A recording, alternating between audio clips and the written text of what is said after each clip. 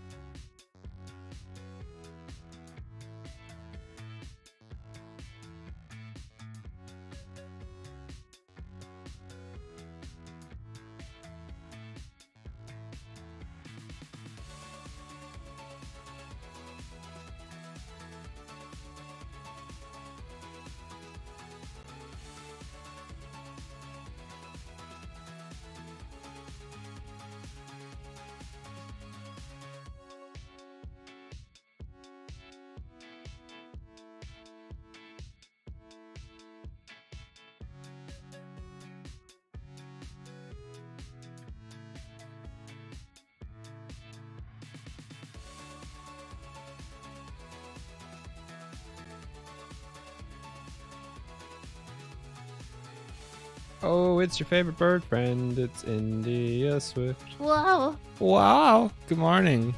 Good. And morning. Morning. Good. Hello, everyone.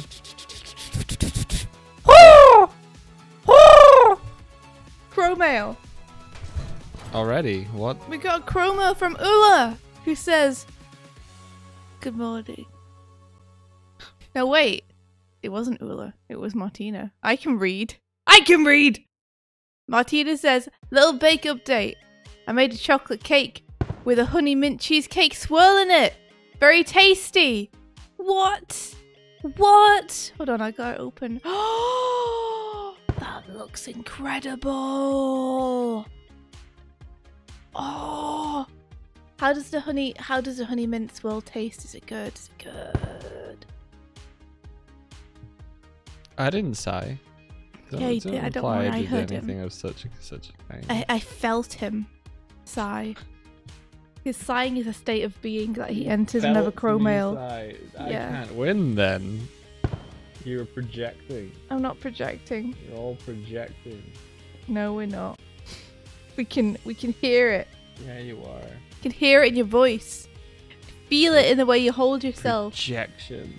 We can see it in your eyes. We can smell it in your stank. Well, I'll just lash out then. Rar. What's new? What would be new? I just noticed your little hoodie. Your tie has like a stripy texture on it. Oh yeah, it's not UV unwrapped properly. It makes me feel like it's just your skin poking through. It's not my mottled, multicolored skin. Yeah. Oh, Okay. Martina says it tastes super good. I had a happy breakfast. Oh my gosh. Please, recipe, please. Send recipe. Did you look at the cake? Yeah. Do you want to Okay. look at it on stream though? Yeah, bring it over. Because you've got the touch. You've got the power. I can't bring it over. We're not in a call yet. Oh, jeez, Louise. Yeah. Let me not accidentally call Jenny instead. That would be a thing.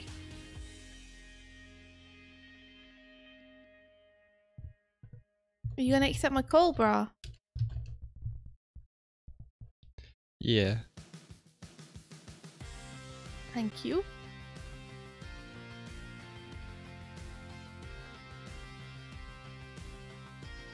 There we go. That should be on stream.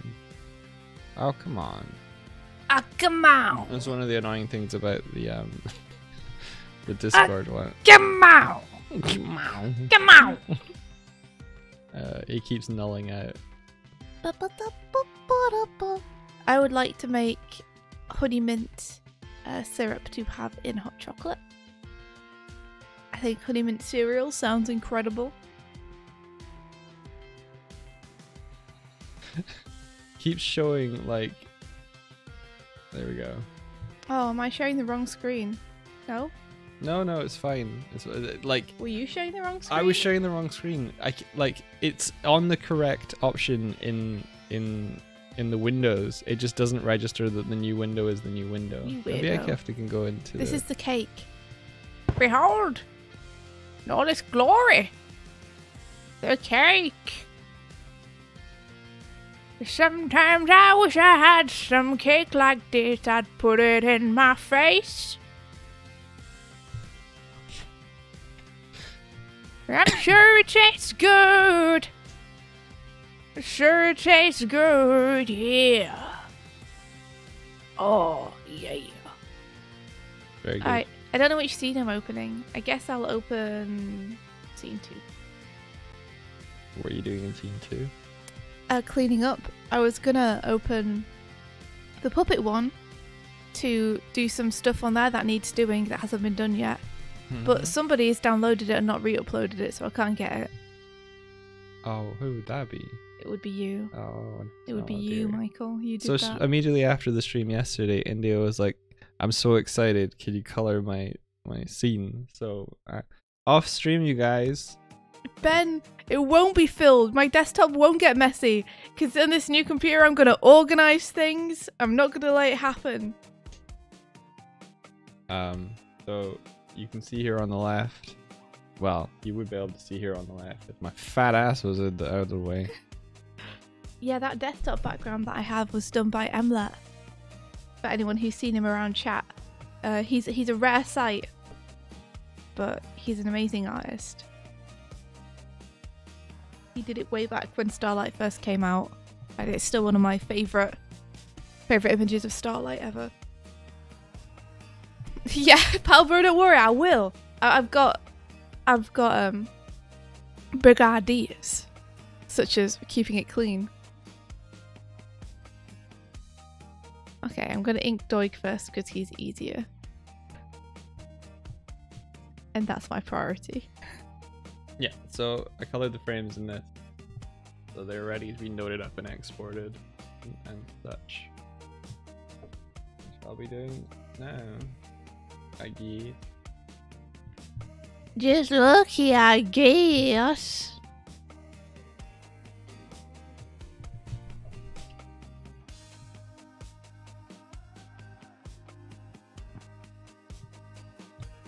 What time is this? Thinking time.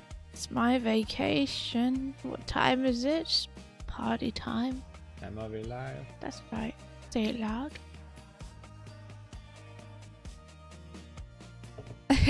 I can share my desktop now because I'm not going to keep NDA stuff on my desktop anymore. That was a foolish thing to do. Now, only things that can be seen on my desktop will be on my desktop.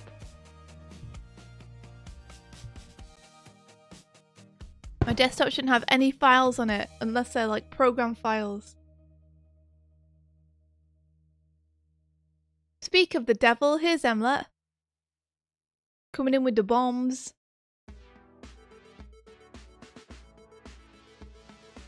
How is Mike's desktop? It's probably not too bad, to be honest. His computer's fairly new too. It's fine. It's fine. You heard him. That doesn't sound suspicious. It's fine. There's nothing on it. Everything's saved on hard drives outside of the desktop. How convenient for you. What if I put the smoothing up? What then? What are you going to do about that?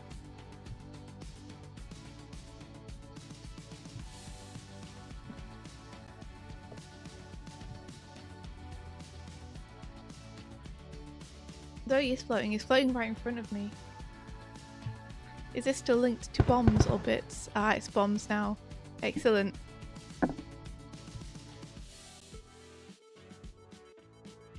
Get away from my side. Alright.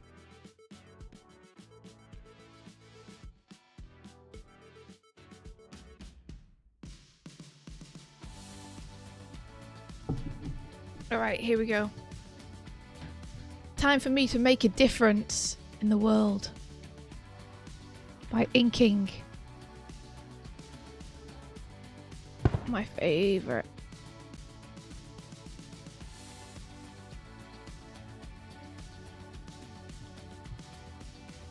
Now, you guys will quickly see that inking is not my forte. As you'll also see that I tend to ink. I'm probably going to ink this straight ahead. Don't murder me. Please don't murder me. You know, after that big discussion we had the other week where I was like... You should ink your keys. Ink your keys? You should ink your keys. I haven't marked them. Don't know which ones they are. You should mark your keys. I forgot.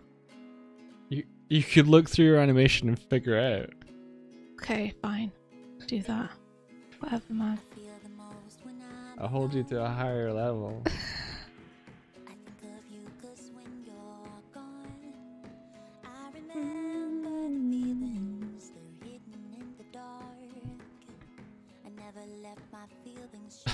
Ula says straight ahead. Oh dear.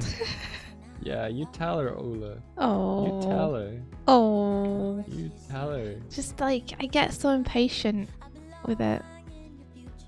There's no excuse, India. Yes, it is. It's my excuse. It's exactly what it is.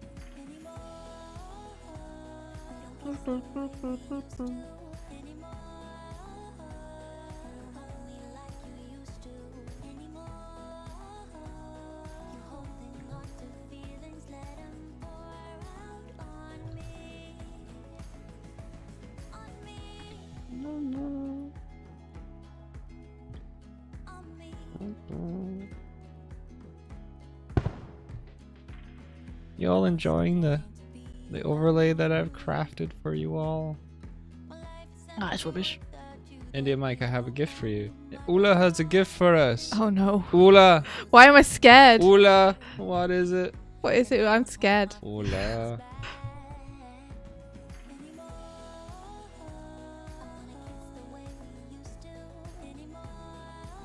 Ooh la la. Oh, sorry. I'm sure he hasn't heard that one before. I'm sorry. It's in Discord now.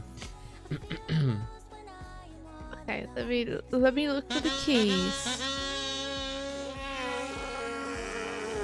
I mean, what would be considered a key? Oh! Probably. It's oh, I love the way you draw This. Doiglebar. Wait, I wanna see. Does it have sound? Did you bring it up? I did not bring it up. Can you bring it up? Oh, that's amazing! Yeah, I can. Hold on. You are. This is animated by Ula, guys. In chat. Let me put loop on. Loop.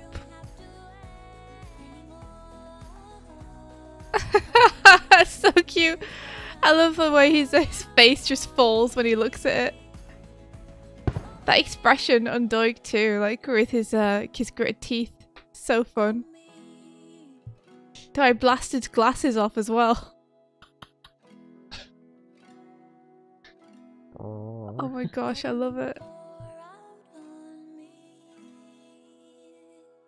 Oh, it's so cute. That's super cool. You got to draw the glasses flying, but it's beautiful. It's wonderful. Wow. Oh my gosh. What is the animation technique where you have it go like a little bit forward, a little bit back, a little bit forward, a little bit back? Oh, like a stagger. Yeah, I love seeing Ula stagger. I love seeing Ula stagger. Cause he does it on the little or your little feet. Yeah, and the tail too. And then on me when I'm like, getting blasted. It's got that nice texture because it's got on like the feet and a bit on the body too, but then the horn is smooth. It's cool. You love how Doig's mouth goes, yeah, isn't it great? I love his little muzzle.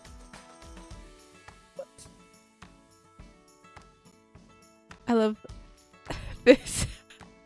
This Doig.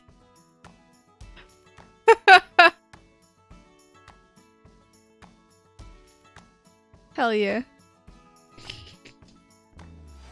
Oh, he's even incorporated the whole like glasses off eyes thing. Yep. Your glasses get knocked off. I love this. I love this mouth. So fun. Really cool dimensionality to it.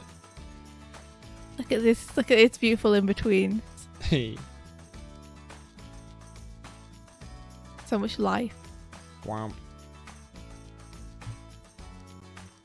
Face of mischief. Look at that. I know it's coming. Oh dear.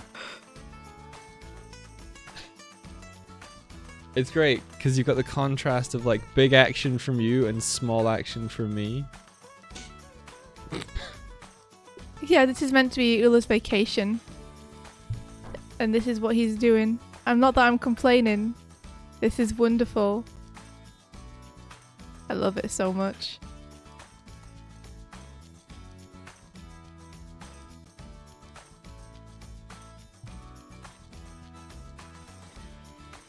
That's so good. I wonder if we could ask. Well, I can ask you here, Ula, but I also want to know what you think, Mike, about potentially using this as some kind of alert or something. I'd be okay with that. You've also got your horn-toed one. I do, but it's not. It doesn't have you getting blasted by a horn. No, it doesn't. And you were like, oh, I'm not in any of the alerts. I did say that, didn't I? Ula says, yeah, go for it. I won't tie it down or anything, though. So basically, it's like, you can do it, but you're on your own. Ooh. I mean, yeah, I'd be happy to. Pablo makes a good point that it could be an alert variation. Can we do that? I think so. That would be awesome, because then I could put a little animated by Ula underneath it. Yeah. I didn't know you could do that. Can you do it so it like it does a random? I think you definitely can on Streamlabs. I want to move over to Stream Elements, but I think they would allow it as well. If you'd be up for it, Ula, then and let me know if you're not. You can DM me as well. Just let me know, because I don't want to do anything that you're not comfortable with. Then I would tie down and clean this up, and then we could have it as an alert variation. I put a little @Ula underneath it, so that people could see your tag and everything, and then we would use it as probably a subscription alert. Super well, cool. I will add this. If I feel like very conflicted about using other people's animations for stuff when Mike and I are animators, because the assumption is always going to be, I think, for people who don't know, the assumption is always going to be that it's our work. So I don't want to take credit for other people's awesome animation. I should have been exporting that. It'd be different if we were just gaming streamers. Then people would assume that we'd probably hired someone to do our alerts for us. But because we're animators ourselves... Right, donated by Ula.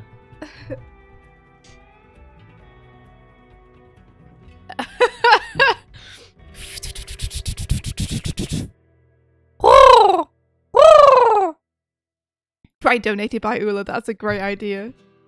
Got a crow mail from Ben. Ben says, India. Doig isn't looking. Just give him a little poke. Do it. Poke the bear. He's not looking. Do it. Poke. Do it.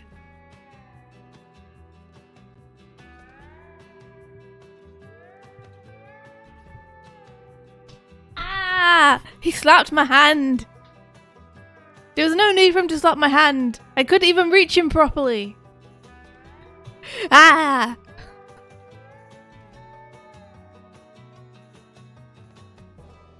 Did the player... Oh my gosh, the player stopped. It's frozen.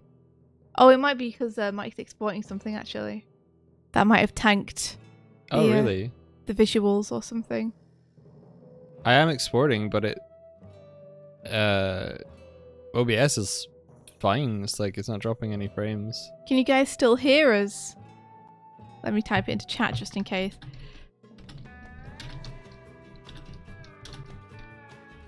Oh, you hear us? Awesome. I don't need to type it then. I'm gonna send it anyway.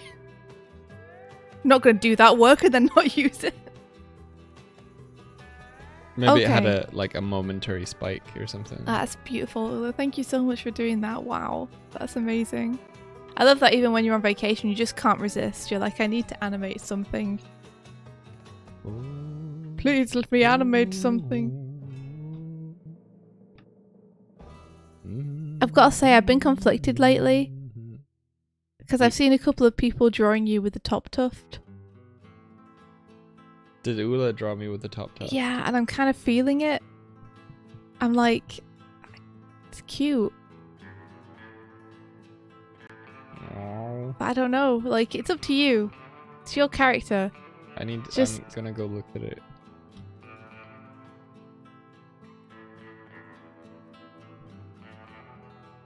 Yeah, you put in the top tuft, didn't you? Maybe it's just that it looks really cute when Ula does it. Someone else did it recently, and it looked cute.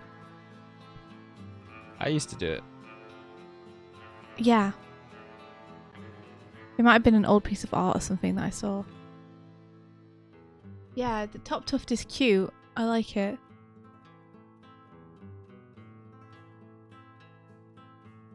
I'm the problem. I'm the one who like always forgets to draw it.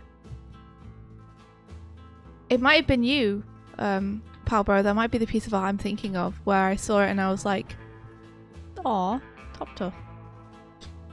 Top tuft. Tough top.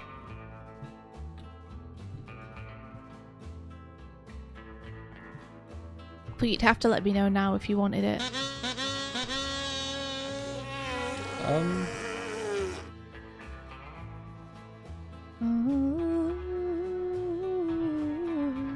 We could just not have it on this because I haven't roughed it in. And then if people want to draw it, then they can. Yeah. Maybe you groomed yourself for this video. Top tuft option. Top tuft optional. Yeah. You just took a ref from Google and the dog had some hair on top. Yeah.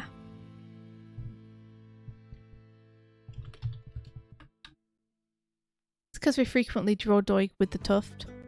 Yeah. We've been trying to like nail down the designs. And I'm still not sure if I prefer it with or without. Without is definitely simpler, but it's so cute. Like, and I love the way people draw it.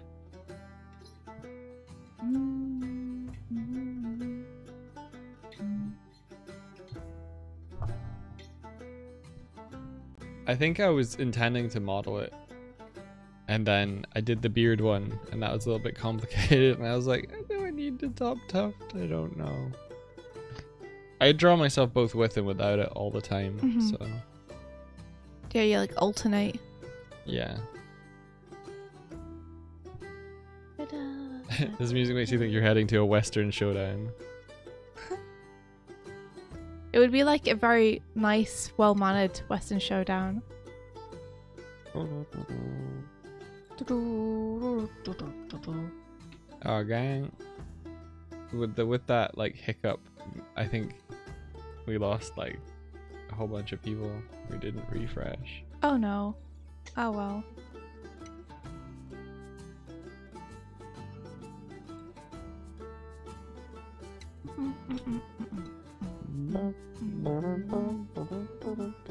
Or the dashboard's just slow and catching up.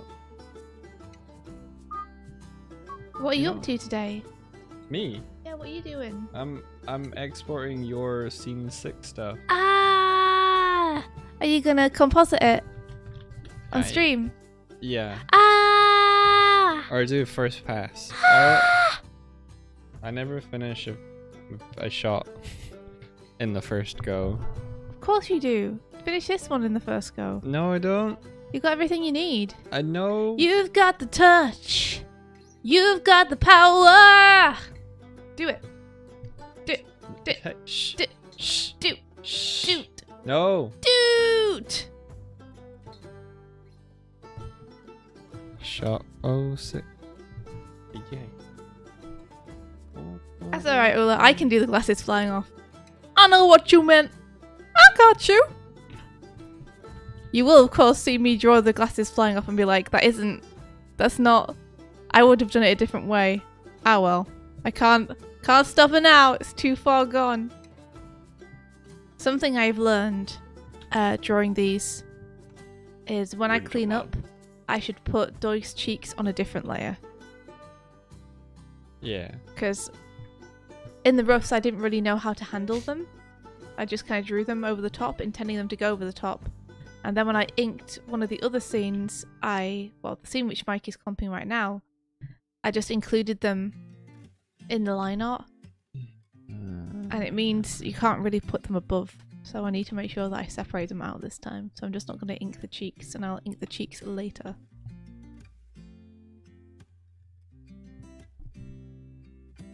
Oh yeah, Ula, I don't know if you saw, but I got defeated by level 30 Ring Fit. I had to turn it down.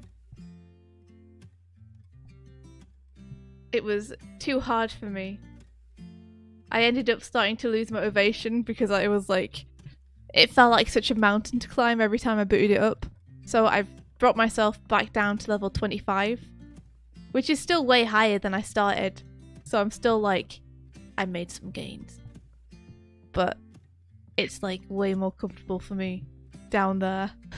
Down there with the bottom feeders. But I'm gonna try and work my way up.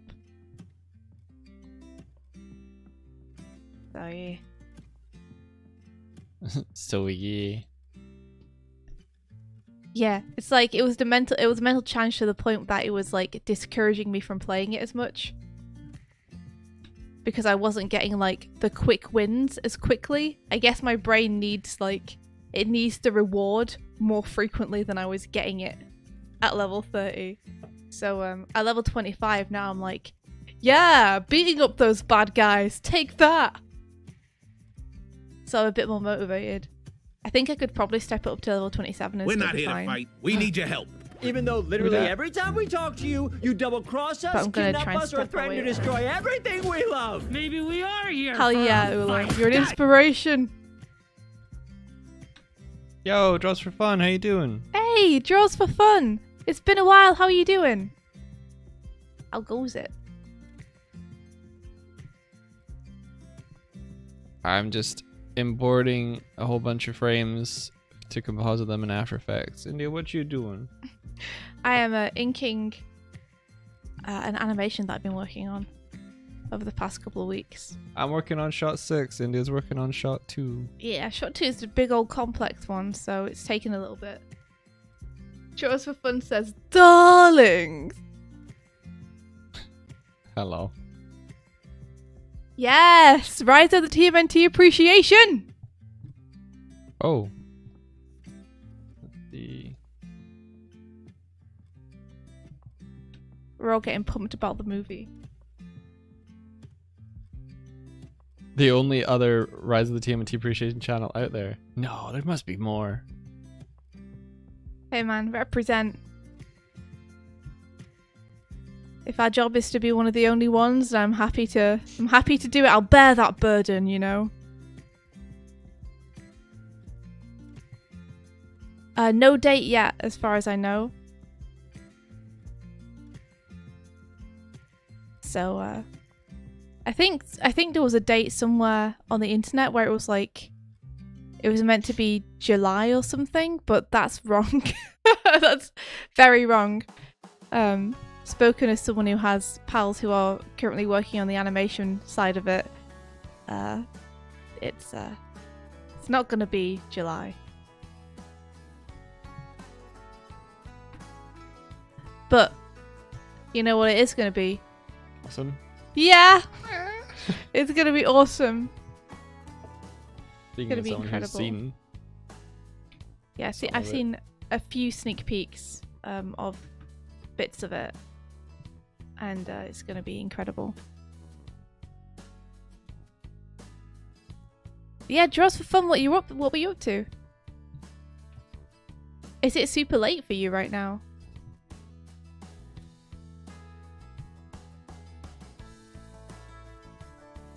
How are my lines so smooth?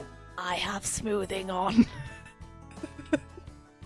I'm cheating! There is a very particular reason for this move. Line smoothing.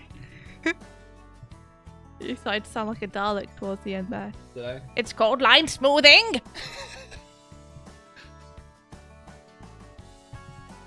I'm trying to think of a way to mix exterminate with drawing.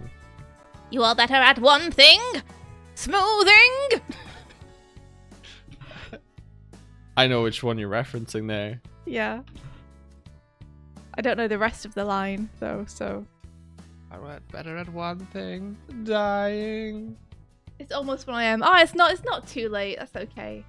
Yes, Mitchell's versus the Machines is out on Friday. Have you seen it, Draws for Fun?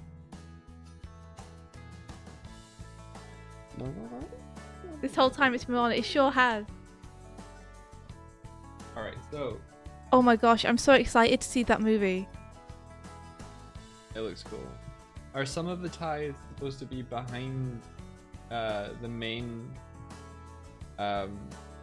Yes. the main head? I have a set of ties layered below them, which are meant to be below them, and a set of ties layered above that's meant to be above. Okay. I'm sorry that I didn't label them more helpfully. In retrospect, I should have maybe labeled them as above and below. Maybe you should have. It's pretty easy to work out which is which as you scrub along the timeline. Oh, is it now? Yeah, because the one which is meant to be in front, like, Be comes kind comes to your forward. compers. Be kind to your compers should be a t-shirt. Draws for Fun says, I was at the premiere. It's just fucking delightful. It looks it. I saw a little clip of the main character as a kid and then her like growing up and wanting to be a filmmaker and applying for university, and it was super effing charming. I love it so much. I can't wait to see the movie. I think it's going to be something really special. We started watching Arlo, but we haven't finished it yet. We started watching it during lunch. And then we haven't had a chance yet to go back to it. Maybe today will be the day we finish watching Arlo. Arlo Part 2. I don't like it so far. You don't like it at all? I'm just kidding. I was gonna say. Geez, oh. It's a strong take right there out the gate. I love Arlo. Like, the character specifically. Doig made me cry. I love his design. Yeah, he's great. So cute. It makes you want to do some fan art of him. So he looks so fun to draw. I will say though that his first song plus his second song, one of them felt unnecessary, like storytelling wise. You felt like they were both I Want songs. Yeah, they felt like it felt like you could have just started Eyes. Okay.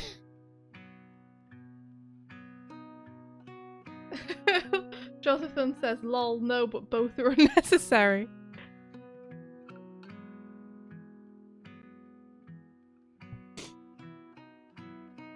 I love how much joy is in that movie. Some of the animation is like jaw-dropping as well.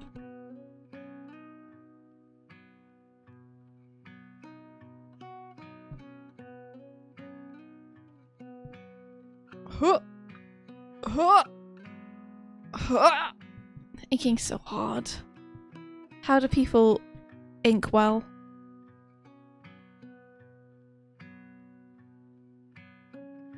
Inkers, demigods, all of them.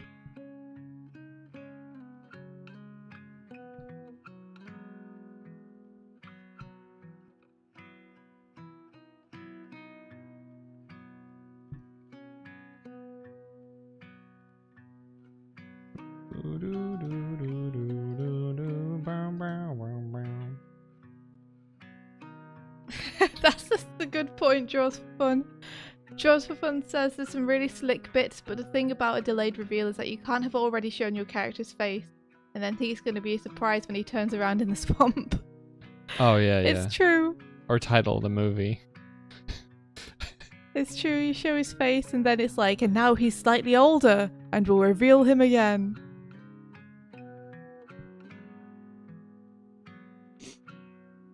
I will say though that as fun as the movie is, there's some storytelling bits in it. I'm like, huh? I think it was some storytelling that just felt like it could have been more efficient. Yeah, that's mostly it. It's mostly just like That's events could maybe have been tied together in a way which would give them more time to do other stuff.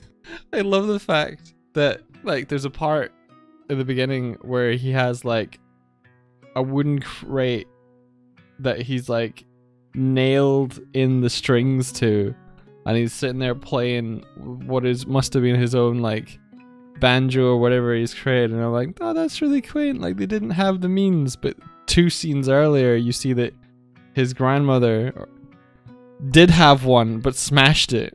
Maybe that's why I had to make it. But or maybe he made it when he was a kid. Like, well, What? even more of a kid. what? And then she bought another one, and or like, It could have just been hers, and he was like, I want to make one of what you got. yeah, maybe. You think she'd just let him? Well, I guess if they want to duet and play together. Yeah, exactly. You don't want to just have one guitar in your house. My dad knows that. You need at least 6. And one guitar. Just one guitar.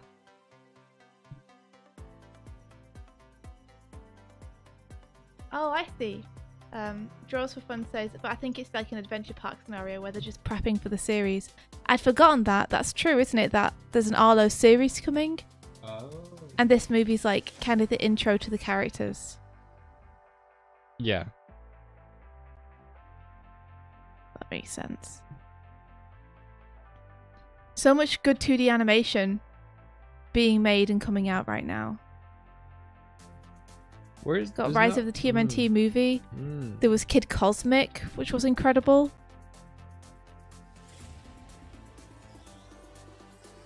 We got Arlo the Alligator Boy. More Avatar stuff is coming. Like it's an incredible time for animation. Wolfwalkers, heck yeah.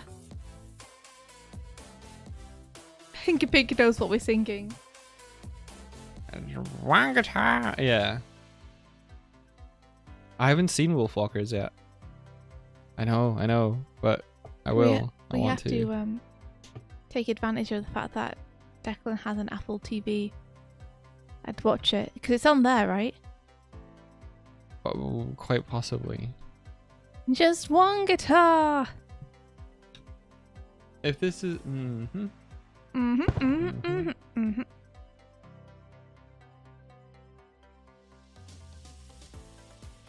Pinky Pink says, guys, where does one find animation jobs that are remote and for absolute raw beginners? I guess you would... Nowhere! Sorry. I guess you'd just look out for people putting the call out for animators. I think if you're an absolute raw beginner, though... Did you only do lighting on one of the ties for Doig?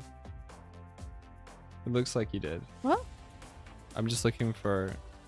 Never mind. Keep going. It doesn't matter. No, it should be on both. I think maybe if you were an absolute raw beginner for animation, like would you be wanting to be an animator or would you be wanting to be a different position, like a cleanup artist or a compositor or, you know?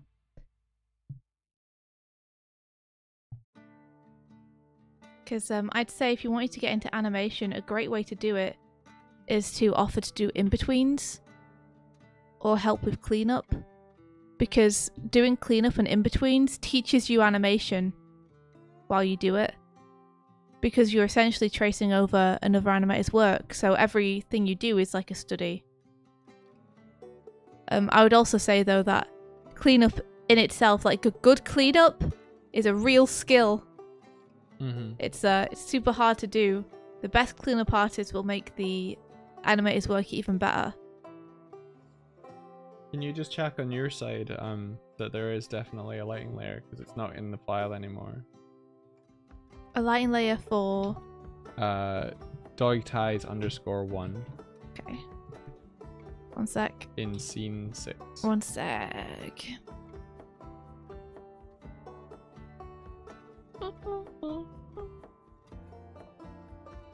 Yeah, so you could offer to some ongoing productions. You could say to them, you know, I'm looking to get my foot in the door.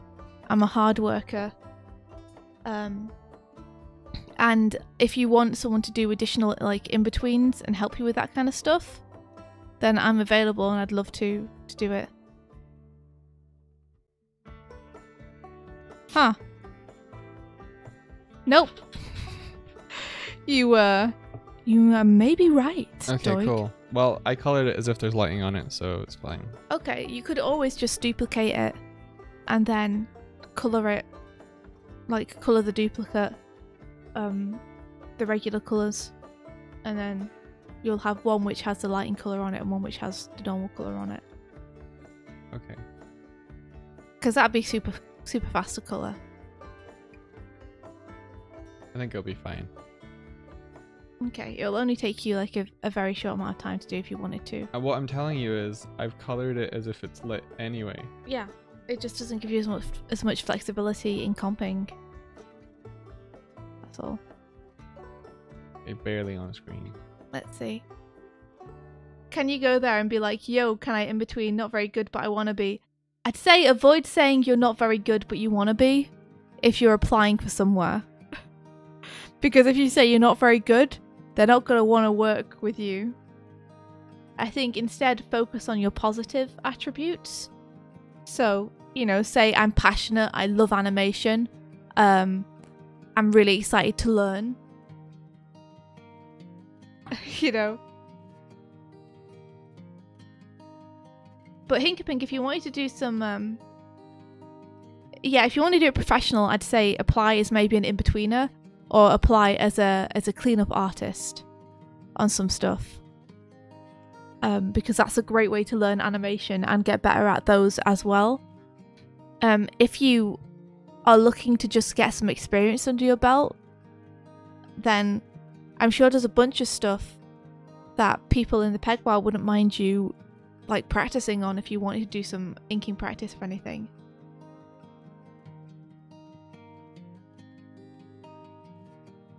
You know, but places like whoops, that's the colour is that the colour I want? Hold on. Yes, that's the colour I want. Places like Lackadaisy, or productions like Lackadaisy and Hell of a Boss, you know, are always hiring freelancers. So if you go to them and say, like, do you need any additional help with cleanup or in-betweens?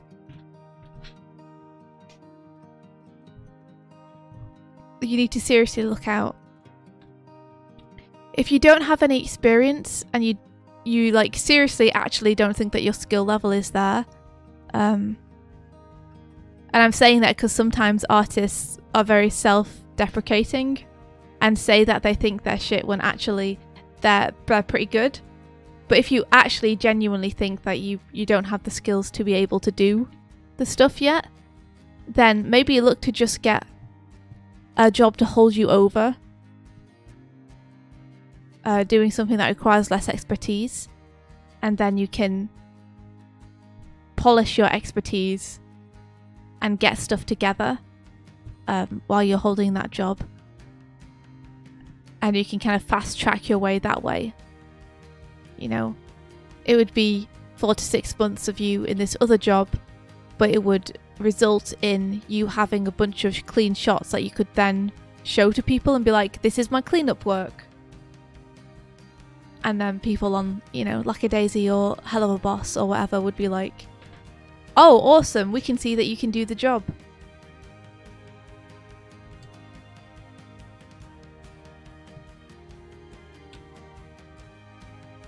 Yeah, I mean, there's no reason you can't do both. Apply as in between to places, and if you want, you know, get some shots from people, get some keys, and in between those, like, you can build your own reel without needing to be hired for anything. There's loads of resources from animators who just have keys, and there's also like, there's stuff like Milk Call's keys are just out there. If you in betweened a Milk Call scene competently, like, that's gonna pretty much blow people away. Just make sure it's clear which drawings are yours. Maybe put the keys in red or something, or do your drawings in red so that people know which bits were you and which bits were provided by the animator. Yeah, like, there's no reason not to learn from the best, right? Why wouldn't you? People are always like, oh man, I wish I could have worked with Milk Carl. And it's like, well, you kinda can. In a way. If you want to in between a Milk Carl scene, there's nothing stopping you.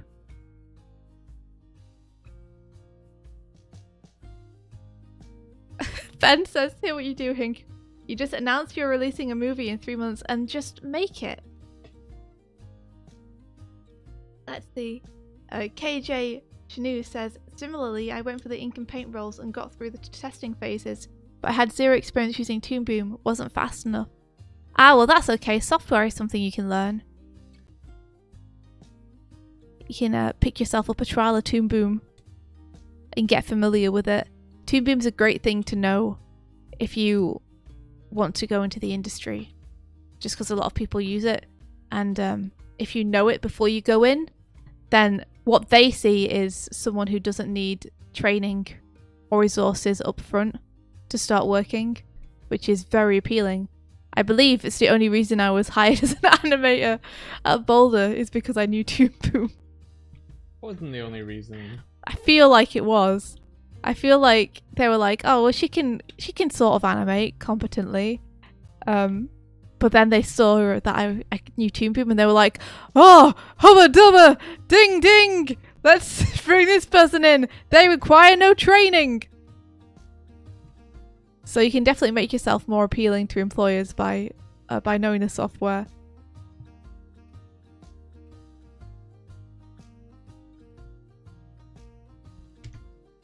Kurtek said I had to both learn the basics of Toon Boom Harmony and do a test in 3 days for your first animation test. Yes, I had to do that for... I tried to apply for The Amazing World of Gumball, and they were like, we animate in Flash, is that okay? And I was like, yeah, sure. And then I sent it over and I was like, time to download and learn Flash. I didn't get that job. I think maybe they looked at my file and were like, what was she doing? But I was very much like trying to learn it on the fly. Sometimes you gotta do what you gotta do. How do I decide which parts of the character get a thicker line weight and which get a thinner? Like I'm doing right now. At the minute, I'm just feeling it and kind of having fun. In general, I like the outside of a character's form to have a thicker line than the inner lines, which is why I gave this seam here a thinner line. But I'm kind of just feeling it out with this one. If I was doing it more consciously, then I would probably make sure that the outside lines were like noticeably thicker than the inside lines. Like I definitely make sure things taper towards the end of the line, and I generally make the biggest bit of curve of the line have the thickest brushstroke size.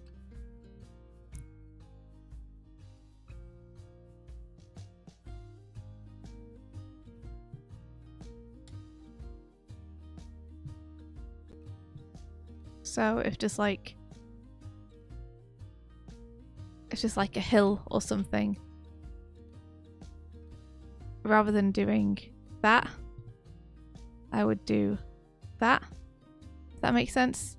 Look at my wonky hills.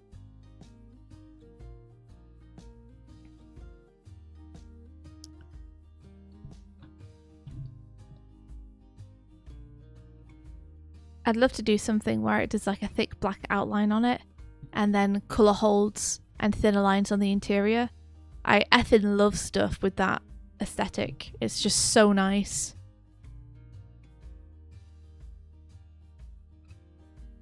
Looks amazing. You're funny. You're a funny guy, Vert. You're a funny guy. You're a funny guy. There we go. Yeah, Ula's also kind of saying that he just like feels it out. Like, oh, some good tips that I have. Especially, I mean, you'll probably know this, Habbo, but line weight should be heavier where the weight is on the character. So, for example, if you have like a heavy character and this is like the shape of the bottom of them, you're probably going to make the bottom thicker to kind of imply that weight a little bit more.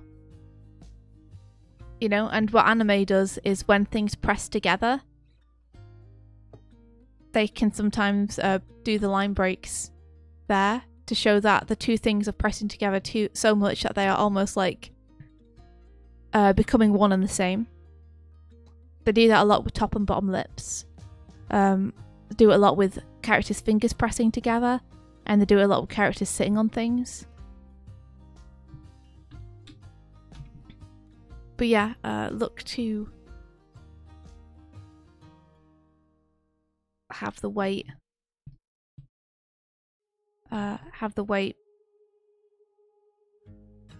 Bits, the bits which show weight have the most line weight, basically.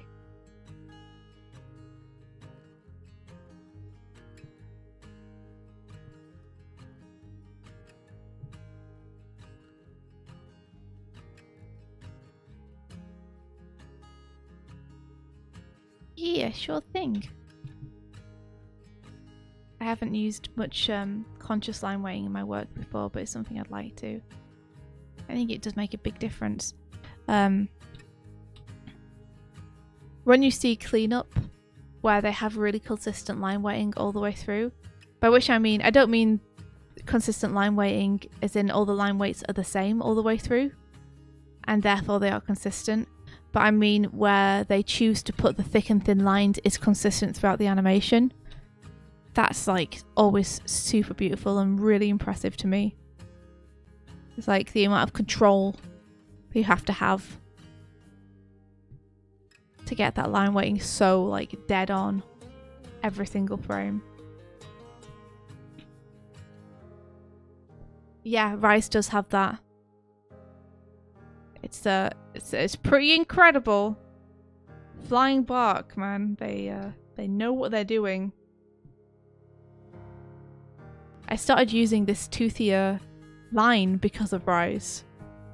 Like, the reason I'm using pipe cleaner as my cleanup brush is entirely because of Rise, because I love the look of it, the rough line so much. I'm zooming in to show them. Yeah, I was just like, I love that toothy texture. That's so nice. I assumed that it was something that they did during cleanup, but I've since learned that it must be a comping thing.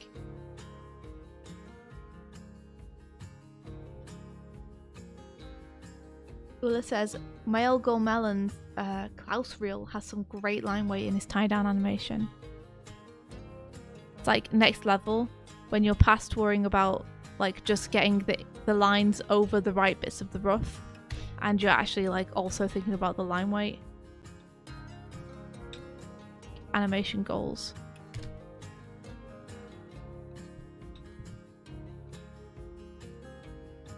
Man, I need to get faster at cleanup as well.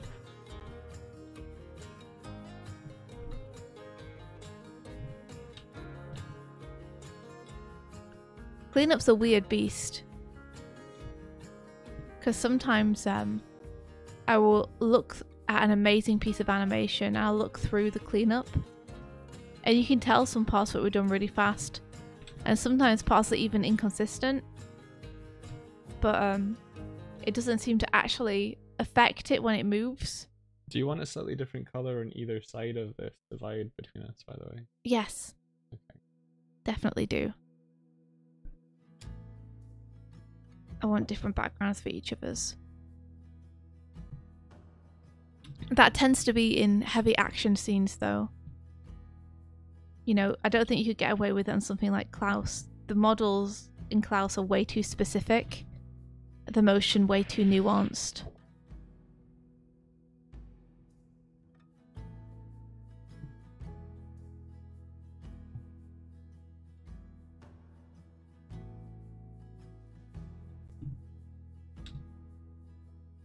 Ah, Ben, you should see Frozen. The movie that spawned 1,000, I don't know, other movies, I guess. Oh, it did, yeah. There's so many like knockoffs. But then again, like Snow Princess story has been, or the Snow Queen story. There's a lot of iterations of that as well. Yeah, it's true. This is, I wouldn't even say this is an iteration of the Snow Queen story anymore. No. It's so disconnected from the source material. Yeah.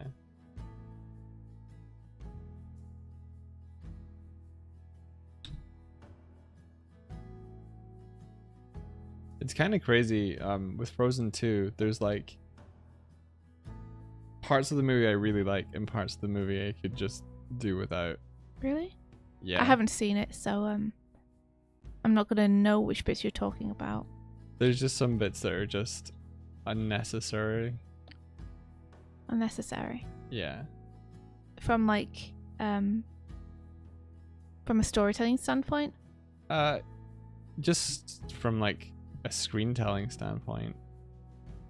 And yeah, storytelling as well, I guess. What do you mean, screen-telling? So, like, there's a narrative in there between Anna and Elsa? Is it Olaf? Oh, Where he's trying to propose to her. well, you don't mean Olaf. Oh shit, I don't mean Olaf. Who's the Sven? Is it Sven? No, Christoph. Fuck. Names. That would be a weird moose, movie if it the was. moose was trying to propose to her it the was whole movie. Olaf That would have been and Frozen Sven. 2 would have been a better movie if that were the case. And it's like one of those cases where like misunderstandings through communication just like add unnecessary tension. Oh, well, But like it you wasn't could have believable. asked. You could have asked right at the beginning, but things just keep going wrong. Yeah. But it's just this whole B plot that's just like I don't want nor care about this.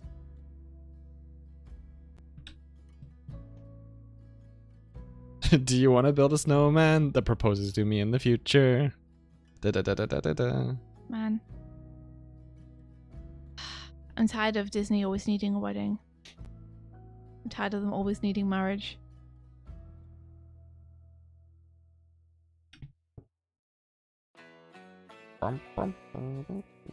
Even a Frozen disliker like Kurzik knows the names. I knew the names. I just didn't attribute them to the correct. Characters. Yeah. I wonder, should I do outline on your pads, or should those be in invisible lines? Do you think? Should you what? You know your hand pads, your paw pads. My paw pads, yeah. Yeah, should they be should they have outlines, or should they be invisible lined? I think those should be invisible lines. Okay. That's what I think. Okay. I think that would there'd be less clutter with that, and it would look cute. Okay. Can do. You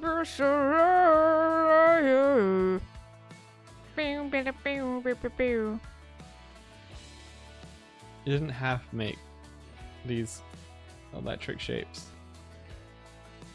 complicated. I'm sorry. Oh, is that bad? I'm just trying to mask out the green and the orange side. It's fine. So grump. I'm not grump. Jeez, I can't say even one sort of slightly negative thing about something you've done. I have to be grumpy about it. Sorry, you're right. You seem fine.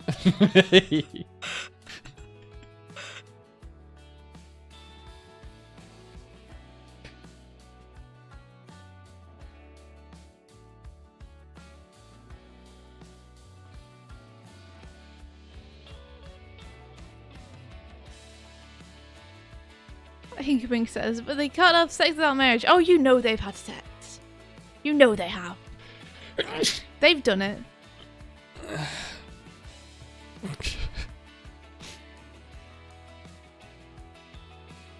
Killaby says, so here's a random burning question I've had for a while. Why is it called a timing chart if it describes the spacing? Or am I just getting confused with you again? No, you're right. You're right. It is way more a spacing chart than it is a timing chart. I don't know, for some reason it's just it's a holdover from the olden days. It's just what it's always been called. You know? People have just got used to calling it that, so it's perpetuated. But you're right, it does describe more so the spacing than the timing.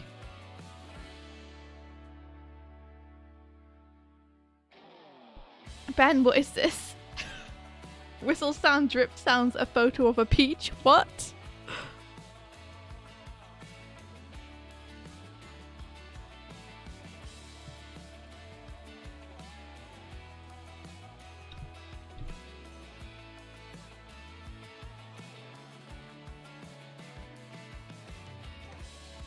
Maybe it's because the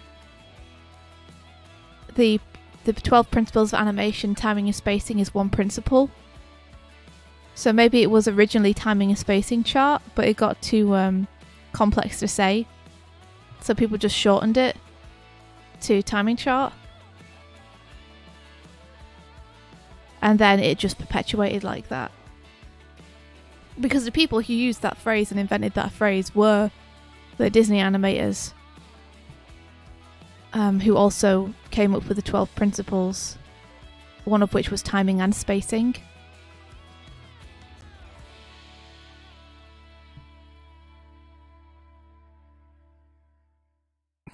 Animated, you know us, we are the laziest of all workers. This one inked drawing has taken me like over half an hour to do, but I'm incredibly lazy, so what can you do? Only one drawing in half an hour. Get to it. I know, I'm so lazy, right? Get to it, yeah.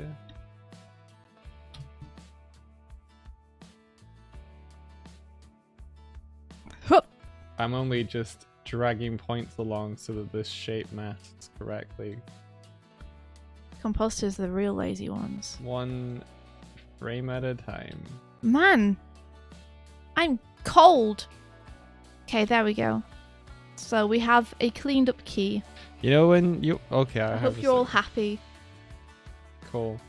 When you guys eventually see Mystic Crystal, I just want you to know that the star on Dan's suit was tracked by me, sometimes by hand, sometimes automated with some tracking tools. But I hope you all appreciate... Oh, I shouldn't have said that. You're all going to be looking at it now. Never mind. Yeah, just make sure that you send us a comprehensive list of all the times the star looks weird. Like, please look through and just send Mike an email every time you see a mistake with the star, because that was entirely his job. So, like, he wants to know so he can get better next time where all the mistakes were.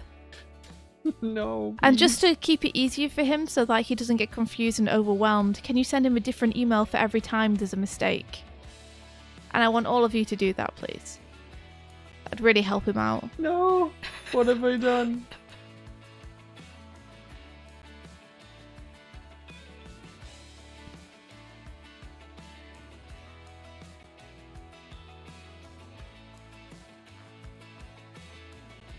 You know those adverts where they had the opera singer and he's just like, mistake.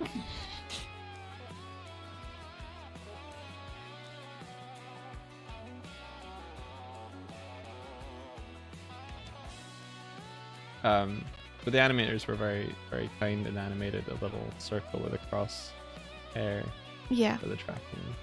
We mapped it out for him. Yeah.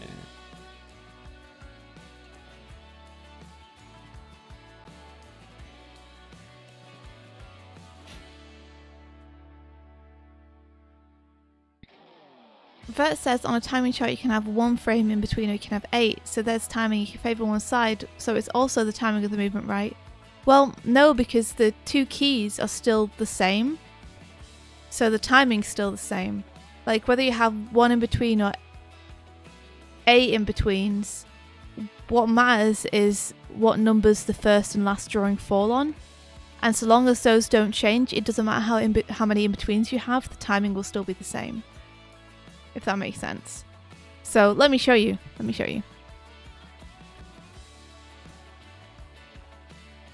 So you could have like 16, 20, and these would be your keys, key 1, key 2. You could have 1 in between. Or you could have 3 in betweens. Either way, the timing would be the same. Because the timing is the fact that your keys fall on 16 and 20.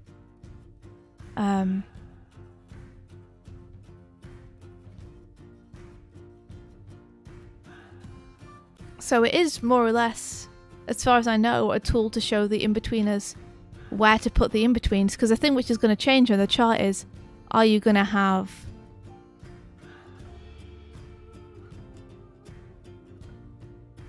this? You know, or are you going to have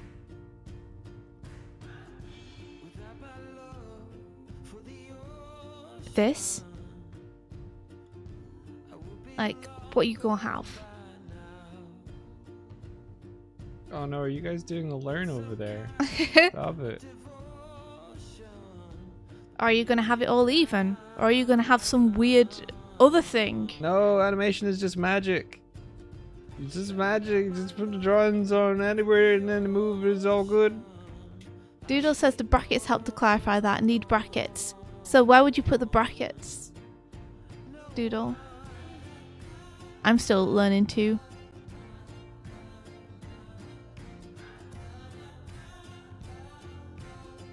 Bert says, I'm starting to think it's not really magic and anyone can learn animation. Yes! Yes! Anyone can learn! Anyone can learn animation! It's just a thing! Like anything else! Like reading or writing or riding a bike.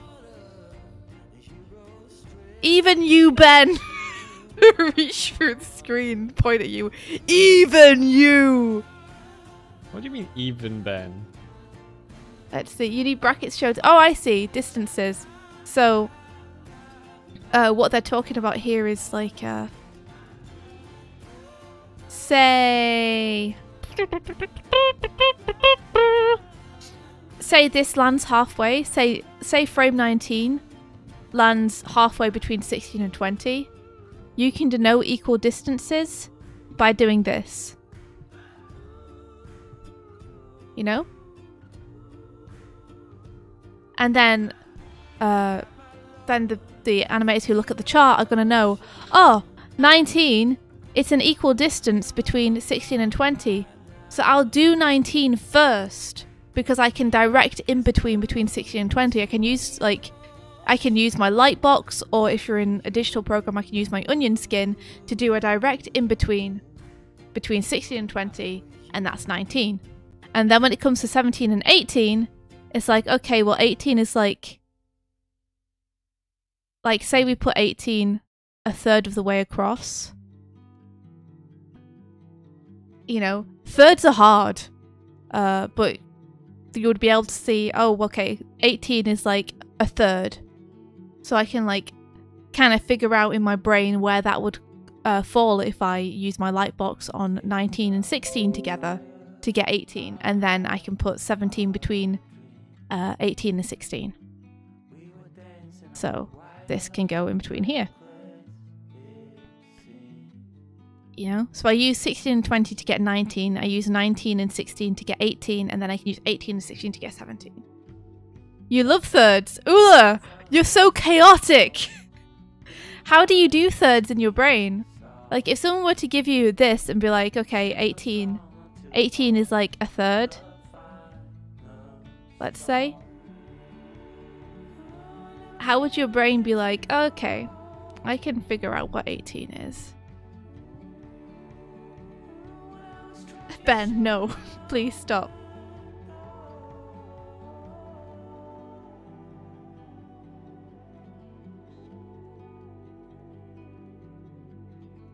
Animatunings, what do you mean? When does a frame lie halfway? More roughly halfway, is it? What do you mean? What do you mean? Define the drawing. Yeah, exactly. Define the drawing. You don't know what you mean. For example, we'd do it with balls, right? Because that's like the easiest thing. Cool. This is my ball. So say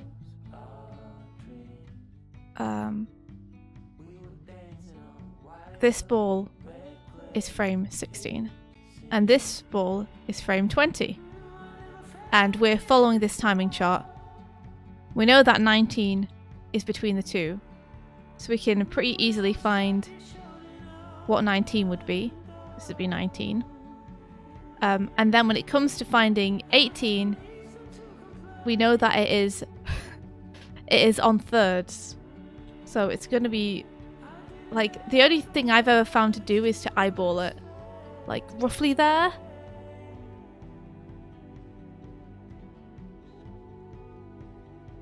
There we are. So Ula says the simplest way, you just draw the lines 1/3 from the next drawing. So there you have it. It's a bit of a mind boggle, But you do just have to look at the drawings and be like, I was like, is there some secret technique? But it's not. You just look at the drawings and you're like, okay, this feels like it's a third. Yeah, using your eyes to look. It's the only way. It's the only way. There you go. That's how timing charts work. And you're right. They are way more spacing charts than they are timing charts, but yet we still call them timing charts. Thanks, Habbo. Habbo, what about my amazing ball animation? Whatever. I'm going to get back to inking. Thank you for the follow. Thank you for the follow. It gives me so much joy to see that follow emote. Follow emote? Follow alert. That's the word. Thanks, Anima Tunings. Your balls are alright. You're welcome. I had a lot of help from the chat, so thank you, like Bridie and Ula and Anima Tunings for helping me explain it.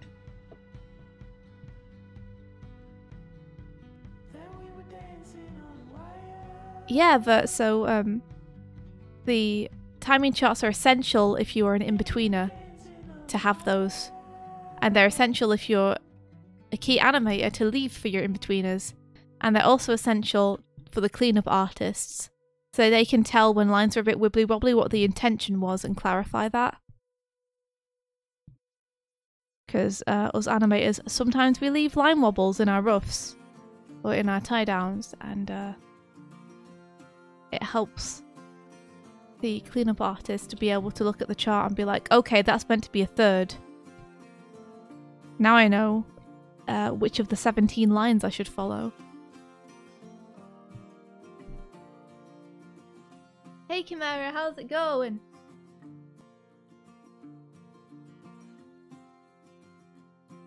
Ooh, look at this! Martina, thank you so much!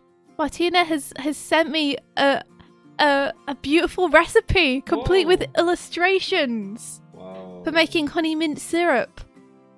I am going to make this. Oh my gosh, I'm gonna make this so hard. You guys, I'm gonna make this so hard. Oh my gosh, I'm gonna make this so hard. I'm really excited. I can't have sugar at the minute, but as soon as I'm off my my anti-sugar, anti-coffee thing for this month, I am gonna immediately make that. It's a very small amount. That's okay. That's probably good. Jim of the Gym says, what do you put it on? Guess you could put it on pretty much anything you want. Ula says, I almost always do all of my in-betweens unless I'm running out of time and it's the super obvious one. Chart it for cleanup mostly. That makes sense. I also do almost all of my in-betweens. I'm just not used to having the luxury of an in-between artist following me up in the pipeline. So I'm like conditioned to just automatically think about and do the in-betweens myself. Which is partially why I only recently learned how to use animation charts. Is because there was never anyone else besides me in the process.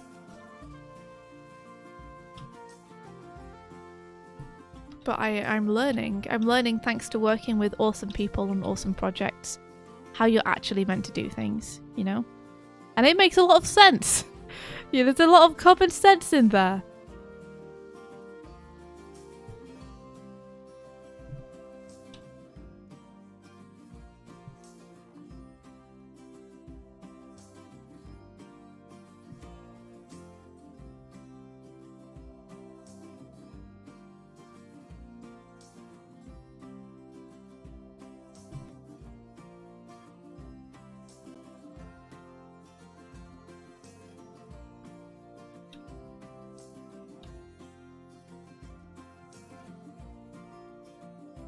Evelyn says, cleaning up Kevin's animation taught me a lot about the communications needed for the cleanup artist. Guessing is hard. Yeah. Also, Evelyn, I'd never said to you, but I meant to say, I think doing some animation cleanup practice, I think that's an incredible idea to help you learn animation faster.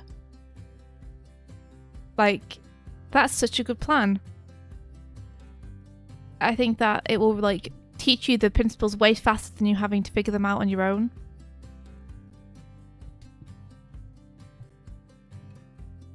yeah, exactly. You get to study the masters up close. You get to see what other people do.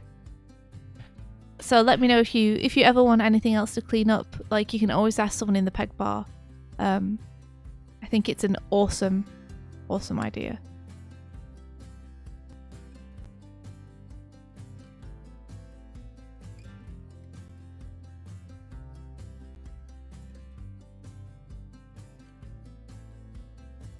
There you go, Swifty. Thank you. Oh, cool. We're going to get some speed lines in there, guys. I love it. That looks awesome. Hell yeah. Hinky Pink says, I'm always glad to see that even such good animators as India still always have to learn the basics. Yeah, like, Hinky Pink does so much I forget. So much obvious stuff that I should know and don't know yet. And honestly, a lot of the time, I really still feel like I'm just muddling my way through and don't really know what I'm doing. You know, so much of the stuff I do, I just do because I feel it. I don't do because of like any particular training or inside knowledge or, you know, secret techniques. I just feel it out, and if it looks and feels good, then I'm happy with it. But there's definitely a lot of dumb stuff that I do because I, you know, there's still so much for me to learn. And there's some lessons I just simply missed along the way or didn't internalize well enough, and I need to either retaught or learn them from scratch.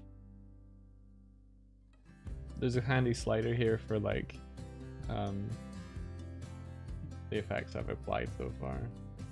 But yeah, I'm definitely always flying by the seat of my pants. You know, for example, the effects in this shot. I've never done effects like this before. But I looked at Tom Barkle's animation, and it helps a lot looking at people who do stuff that you like. I don't want to say people who know what they're doing, because even though I do believe Tom Barkle knows what he's doing, I feel like everyone still, to a certain extent, is like, geez, I don't know how this crazy thing works, it just sometimes does. You know? Flying on the seat of my pants. It's an English phrase that essentially just means you're spontaneously figuring it out. I don't know why flying by the seat of your pants is it's that phrase.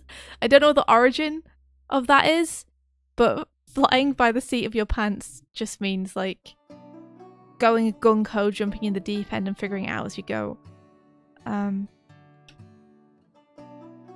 Or as I like to call it, riding the striding murderer. I love riding the striding murderer.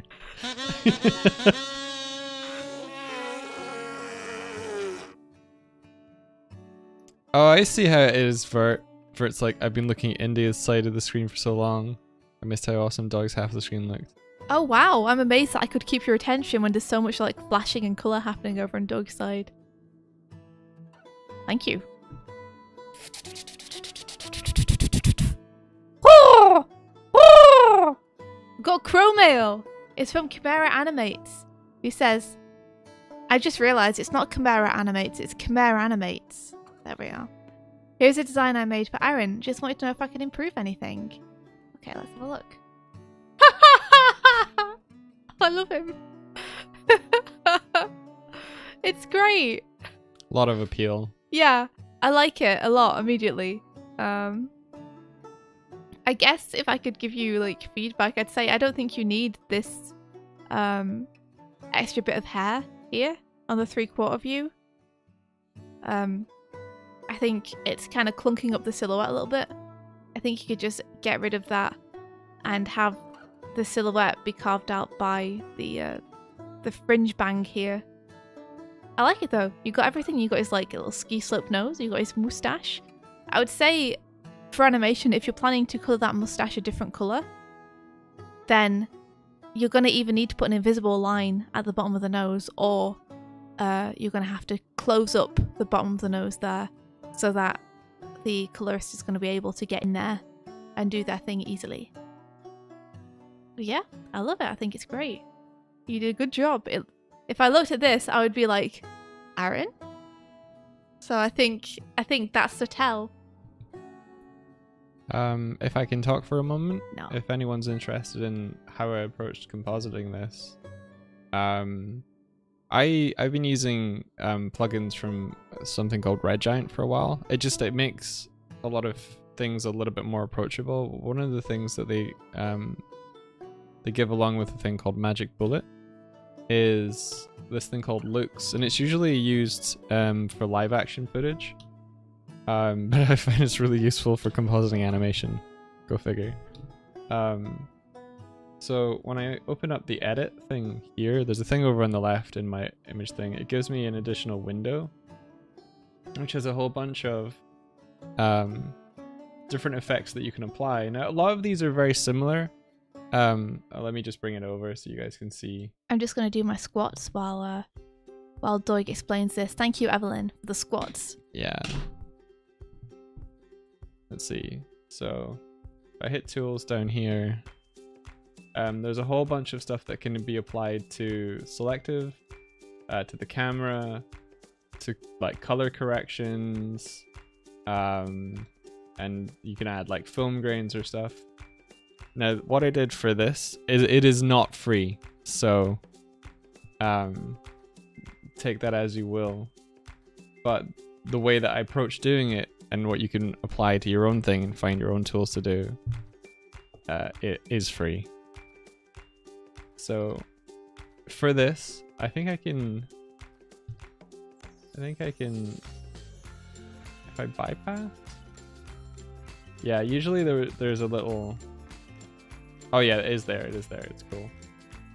So if we step backwards through what I did, one of the last things I did was apply a vignette. So I want to have all the focus here in the center, so you've got this really kind of spotlit feeling. So I increased the contrast of that by adding a vignette around the edge. Not super complex stuff. I've added a little bit of chromatic aberration just to give a little bit of, if I zoom in, you can kind of see it here. That's where you offset the color channels. So I like it because it adds a little bit of variation on line art. That just, it gives a little bit of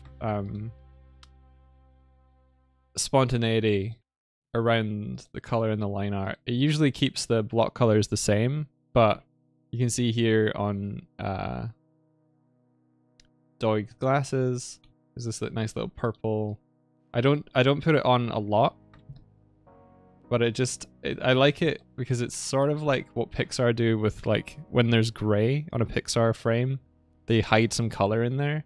I try to use that in compositing. So while it's not free, I think Doig would be the first to like recommend it. Yeah. It's what we used on Starlight Brigade. We also used it on Night Runner Magnum Bullets. We also used it on Mystic Crystal. This actually looks we didn't use until Mystic Crystal. Okay. I was using other stuff from Red Giant, but it's a subscription. Yeah, but the rest of the Red Giant stuff was used on other productions. So I don't think since you got Red Giant, you haven't done a single thing without using it. No. So I'd say it was worth it. Yeah. Then I've got diffusion. I'm not entirely sure what this does, but it gives a nice soft glow.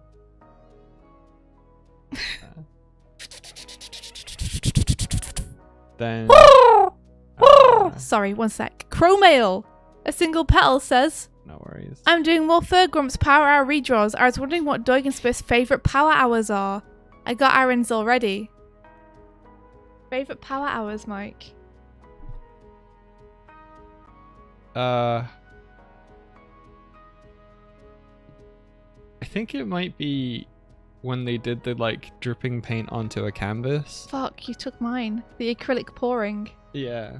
Yeah, just because of how much they get into it. Yeah, there's like so much wonder and awe on their faces and in their eyes when it starts working, and they're like, "Oh, I think I love this." It's so much fun to see them genuinely like really enjoying themselves and having an absolute blast. That's one thing that I was like not keen on in the power hours is when they would deliberately do stuff badly, because I'm like, I'm not there for that. Like, anyone can fuck up intentionally. Like, I want to see you try. So when they like started to be like, oh, we could do this, and I'm like, okay, this is cool. I like that. Yeah. So that's probably my favorite episode too. The second one I think I would remember most and like is the Beyblades one. For entirely different reasons. For the fact that it was so like unexpectedly dangerous. Like, they got these Beyblades and there were pieces of plastic like flying off into their faces, and I'm like, this is a toy. This is like actually dangerous. So that was funny. That was funny to me. I found it funny. From Aaron, you got the Beyblades. God, everyone's just stealing my answers. Hold on. Hold your horses.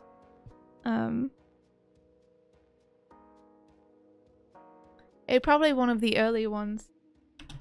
I love the one where they went and made donuts at Cuties, actually. That one was cool. Yeah, I love that one. Because Willow was so cool and the donuts looked so good. And it was just like really wholesome. Doodle says Beyblades got banned from my school. Oh, hey Max, thank you. I'm glad you think it's looking spicy. Mike is just comping my animation for one of the scenes, and I am inking the animation for another.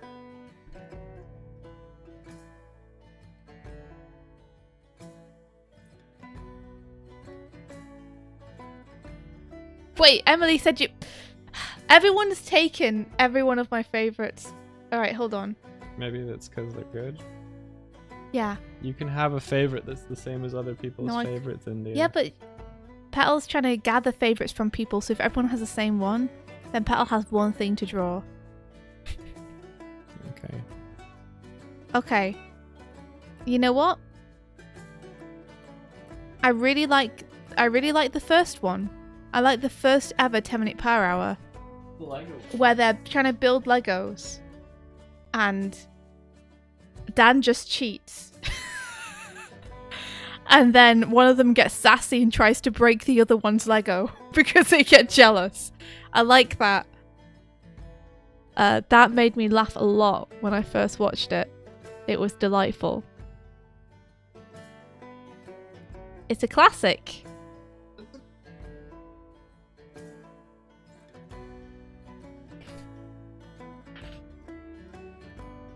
You love whatever episode it was where they sung Kiss from a Rose. I don't remember that one.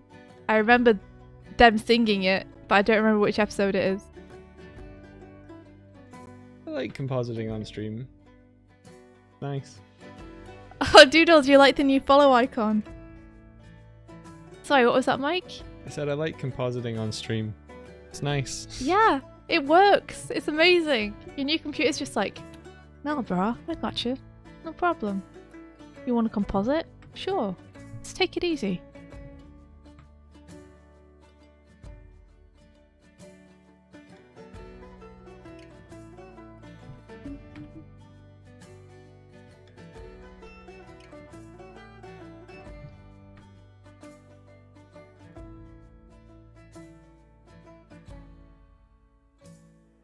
So what are you thinking about it so far, Mike? What else are you intending to do with it? And is there anything you need from me other than the... you need the speedline backgrounds? Yeah, I just need the speedline backgrounds. I think I would just... I'm looking at the lighting layers thinking I can do something else with those. Something a little bit more impressive. I'm looking at trying to think. Your compositing is like magic, like seeing icing being put on a cake. Sharonia, I don't know if I'm pronouncing that right, so let me know if I'm not. But hello, welcome! We are two artists and animators. I tend to animate. I'm Swift. Doig, my streaming companion, does a bunch of stuff, including animation, compositing, 3D modeling, 2D painting, all that good stuff. Yeah. And we're just working on a channel trailer for our YouTube channel. we figured we should probably have one. We've had a YouTube channel for about 3 years. We figured we should probably have one. So I'm animating it right now.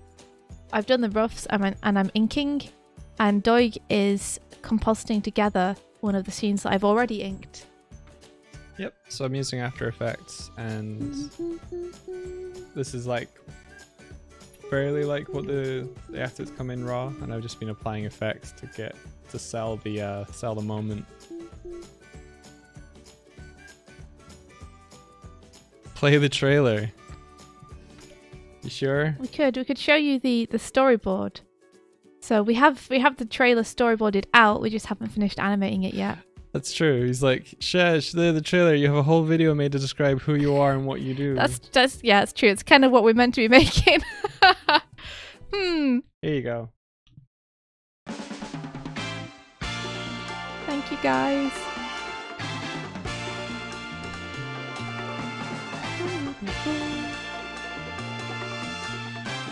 So this is the shot that India's inking right now. Yeah.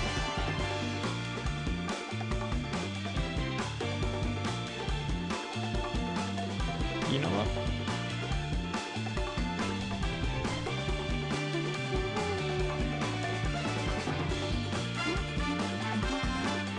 Can I just talk for a second about how much I love the fact that Rise has brought back physical comedy to animation?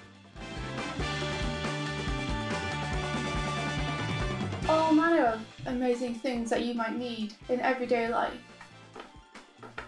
Good job. Thank you.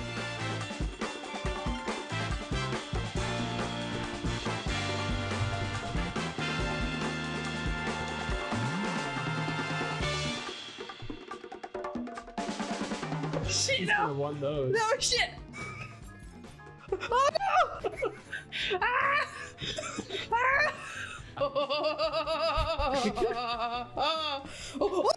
Your laugh gets me every time.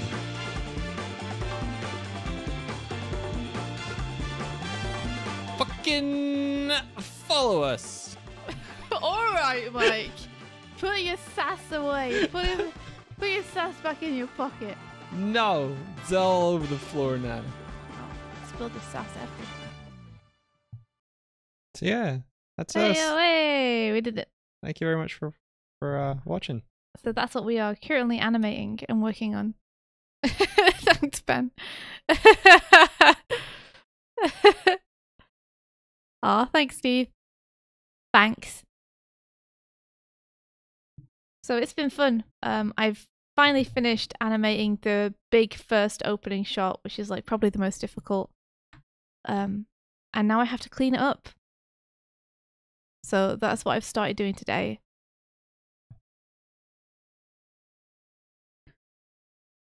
I can't wait for more tutorials. Some point. So yeah, you can see here, this is the storyboard animatic panel. Oh. I hope that someday the Wiltwas will return. Yeah, the Wiltwas are really fun. I loved how batshit each one of the intros was. Me too.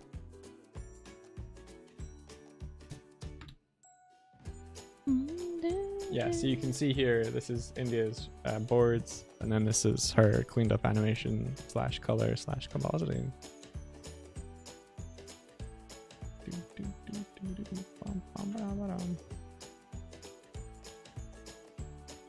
Yeah, I didn't change much.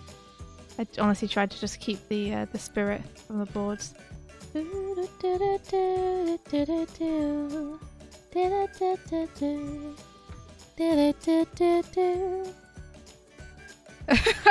Bert says, I thought the storyboard was amazing, but now the real animation vomits all over the storyboard. Good! That's awesome! That's what I want! Heck yeah!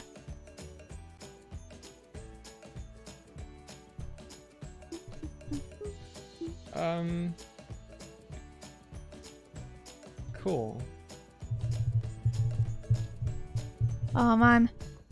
Sharanya, if I could animate a YouTube trailer, sorry, a Twitch trailer for everyone, I would. If only there was infinite time. Just love animating. It's just fun. I am sad that it takes so long, but heck of a lot of fun to do.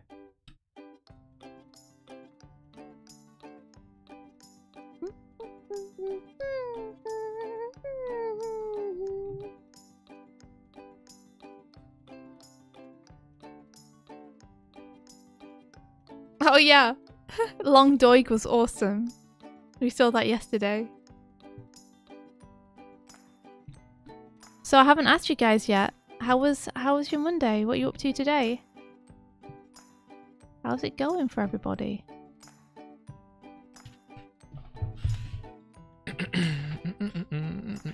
It's not Monday. It's not Monday yet. It's Tuesday today. Anime tunings.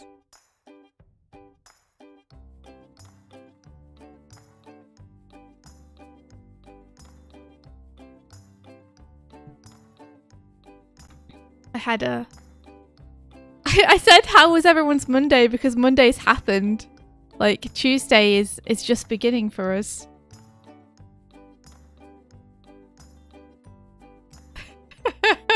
Bro.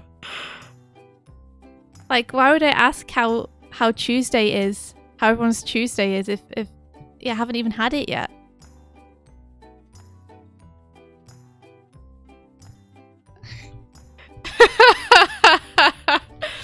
Chimera says, can you explain what exactly is anime morning? It's just morning, but with animation added to it. That's all. India tried to start a thing. What? I did start a thing. It is a thing. It's a thing now. It is my thing. What do you mean India tried to start a thing? Way back when you were like, it's Good the anime morning morning streams. Yeah, they are. They are, yeah. We say good anime morning every morning, Doig. How can you say it's not a thing? I was going back in time, India.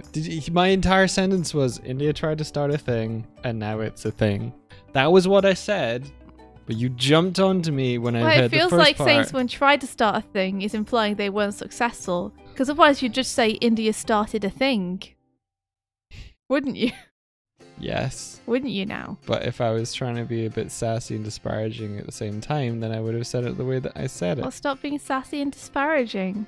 How do I make a How thing? do I stop? I'm trying to make us an alert box. I'm trying to figure out how to choose what it does. I'm listening to Anime Tunings, but he hasn't said what he was going to say. I have to listen yet.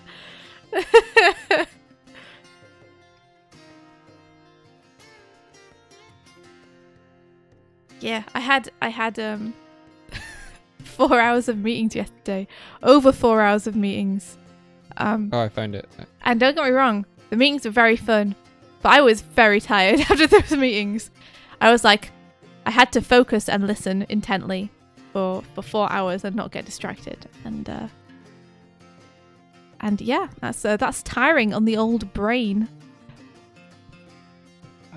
Where did I save? It was in Twitch moments, wasn't it? Yes. Cool. Yeah, 4 hours. It was that the meetings that normally would be a bit more spread out all happened on the same day. So it was some long meetings going on, and they were all very interesting because they were all like based around trying to get a story working for something that I'm helping out on. So it was very interesting to hear, you know, the problems that people were bringing up and the solutions that we'll come up with.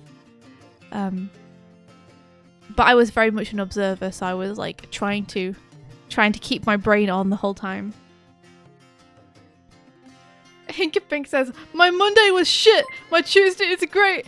Big fat fucking shout out to my partner who programmed my whole script, knew and perfected it. I'm sorry, I'm just so relieved. Code made me cry for real. Ah, Hinkapink. Oh, huge hugs to you. I'm glad that the majority of the stress is over now. That sounds incredibly stressful. You've never been in a 4 hour long meeting. It was two 2 hour meetings, but yeah, it was just an intense amount of time to have your brain on for. It was probably even more so for the people who are actually like speaking and needing to engage more than me.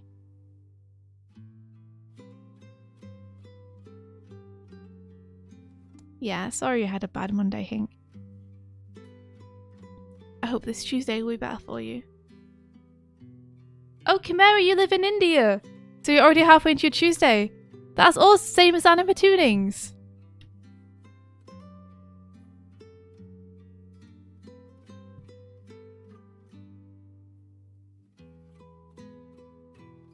I think I definitely need to export this one of us thing more cropped.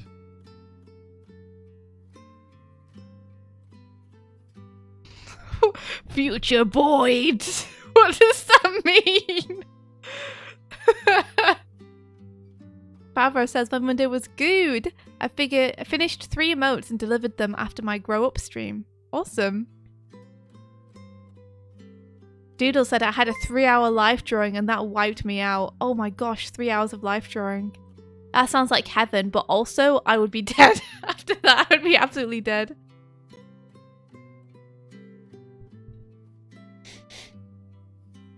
As Havo's gone mad. It's okay, Havo. It's okay. It's all gonna be alright. Everything is gonna be just fine.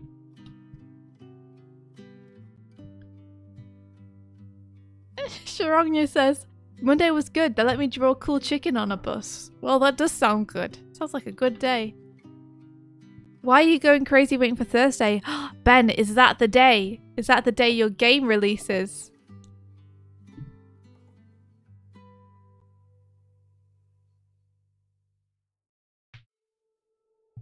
Yes! Ah! That's so cool. Dead OS. Dead OS. It's gonna come out. Ah! Dead ass. Yes. That one. That's so cool. Oh man, it's so close now, right? It's amazing. You made a whole game by yourself, Ben. That's incredible. What an achievement. Going to Steam. Steam. Games.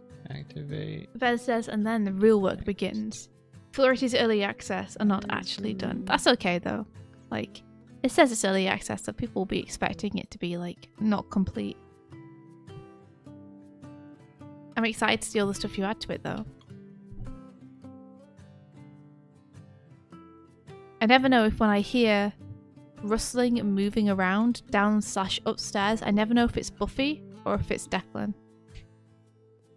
That sounded like it might be wind upstairs. Oh, okay. But I'm not sure. Just we now think it have would- Ben's game. You have it? Wow! Yeah, you. Amazing. Amazing. We can maybe play it on stream Yeah. on Thursday a little bit. Yeah, we'll leave a thumbs up review. Ben's worked hard.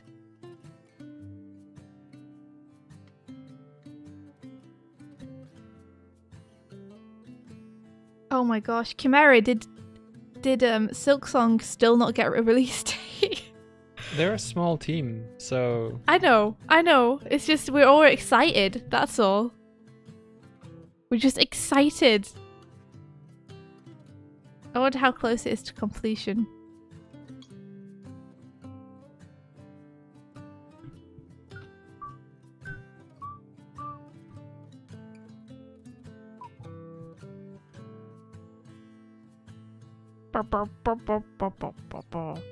Man, I wish I was really fast at cleanup. I wish I had a fish. you wish you had a fish called Jeffrey. You could take him in the bath. I could take him in the bath. Yeah. And then you would have a laugh. Bathing, hope it's not a saltwater fish. Bathing, Jeffrey. So if saltwater fish, I'll just put bath salts in and then done, right? Then it'll be fine. I wish I was a little bit taller. I wish I was a baller. Yeah, Sharonia, we have the most powerful powerful chat on all of Twitch. We do. The most powerful. The most powerful. We have to keep their power from them though, because as soon as they realize they're the most powerful, they will, without a doubt, overthrow and take over the stream.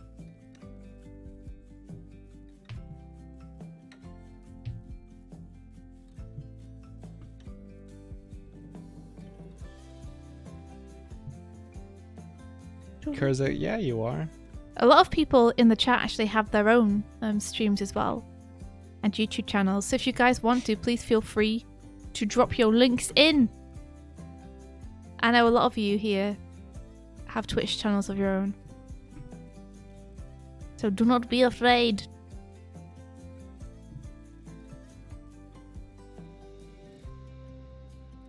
Oh yeah, Chimera-Animates.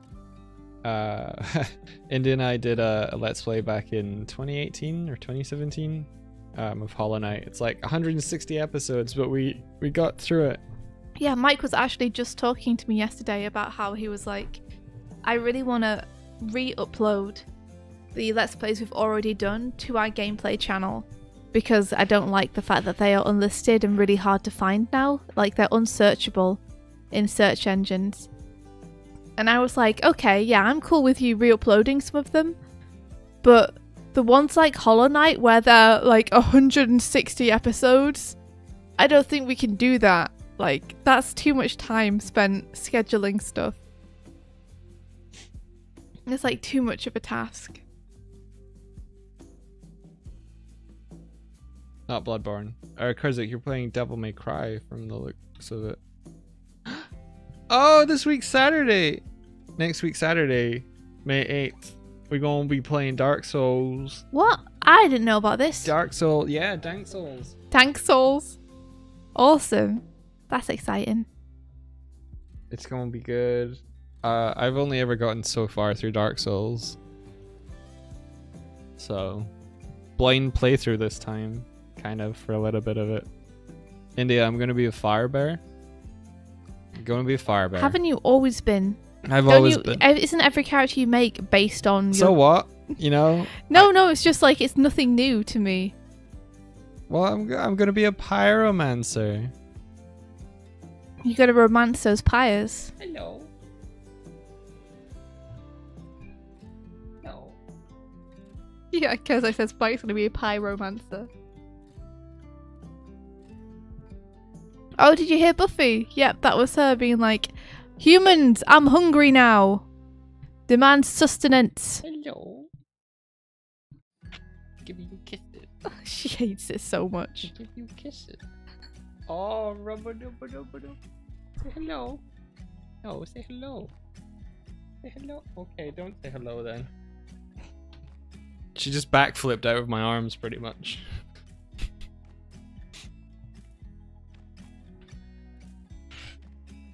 Oh, Kurzik, I've got a character. If you want to do that, or if you want to just use the Doig Bear one. Can you not reuse the one you already had? They're pretty similar. Since it's like same game, same players. Well, I think she drew us in particular Bloodborne gear. Right? So Kurzik was saying, gotta draw you, Kevin, and I for the stream layout like I did for the Bloodborne co-op. So I was saying... Is this not Bloodborne? No, we're gonna be playing Dank Souls. Oh, my bad. My beard. My beard. My beard. My beard. Dugabor. Yeah, I'm gonna be a pyromancer. I'm gonna do all the fiery spells in the... I've never Super played cool. pyromancer before. Ooh. Exciting. What was I doing? What were you doing? Were you There was compositing something? There was something I was intending on doing. Oh, for our overlay. Oh, I remember what it was.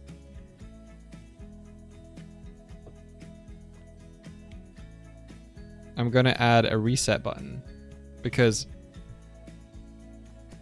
Rocket League is weird in that you can only play Rocket League with the first person controller. If you try and play it with any like second player, third player, it thinks you're trying to add additional players to the party. It makes sense. But it means that whenever I want to play Rocket League, I have to like unbutton your controller, and I always forget before I start up that I've done that, and then I'm already running the overlay. So I'm making a function now that clears out all the controller data and reassigns them. Pretty cool, huh? Wow. Pretty cool, huh? That sounds really exciting. Yeah, Buffy, I know it's gonna be cool.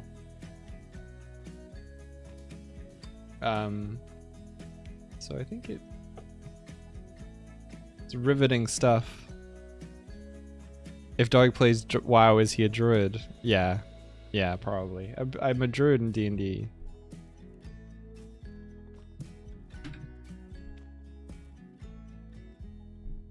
That reminds me, I need to download the D&D Beyond app on my tablet. Oh, an app.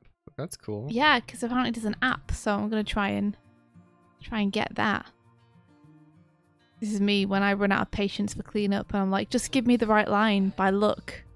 I just want it by chance. Just give it to me. And then submitting to the fact that I'll have to actually draw it.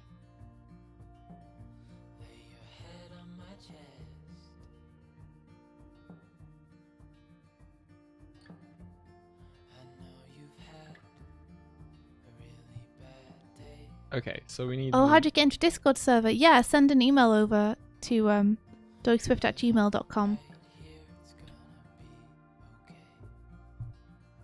We generally, like, just want to get a beat on people.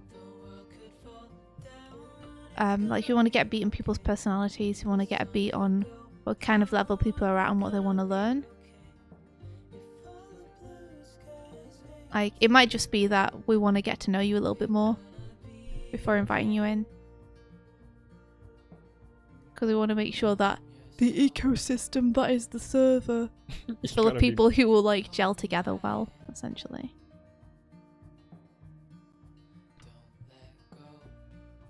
But doigswift@gmail.com is the place.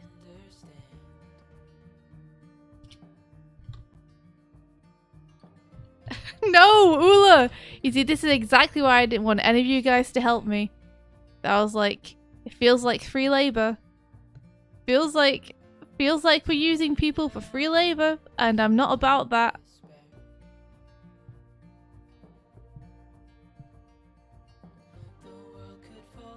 Man, like, danged if you ain't all done a good job, but also danged if I don't feel bad for the fact that you're helping me out with this.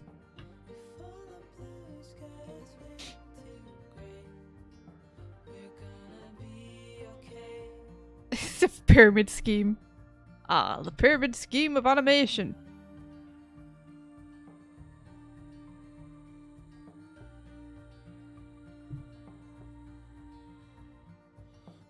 So...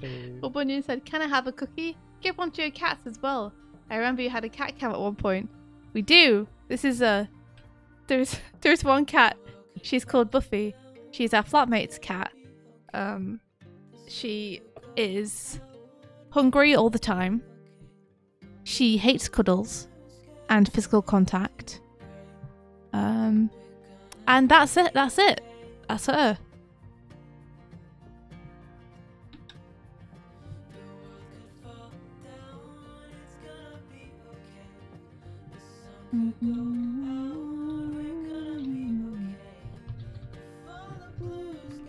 Does she hate contact from Declan too? She does, yeah. She hates contact from all of us.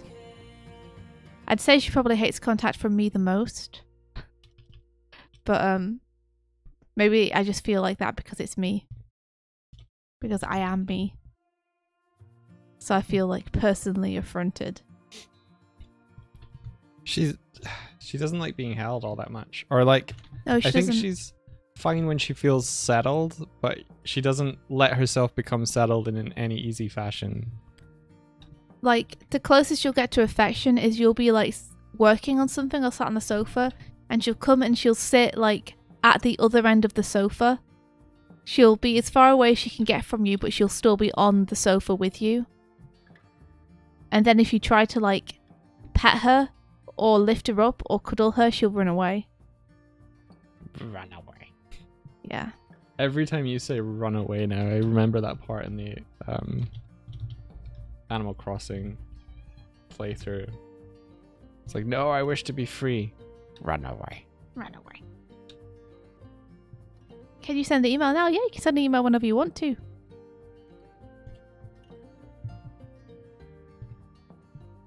Whenever you are free to send an email, you may send one. Aw. Sharonya says, I wish I could have a cat, but my landlord refused. I need to change my landlord. We have a story similar to that. Like, in a previous flat we lived in, we asked the landlord if we could have a cat. And the landlord was like, well, it's against policy to have pets. Like, because the building, we don't actually own the building. And their rules are that, you know, if anything gets scratched up, you have to pay extra. And we were like, oh, okay. I guess if it's like out of your hands, then like we won't get one. And then when we were leaving, like a year and a half later, the landlord came in and was like, oh, where's your cat? And we were like, we don't have a cat. You told us that the building wouldn't like be okay with us having one because it would do damage to stuff. And he was like, oh yeah, but I thought you'd get one anyway.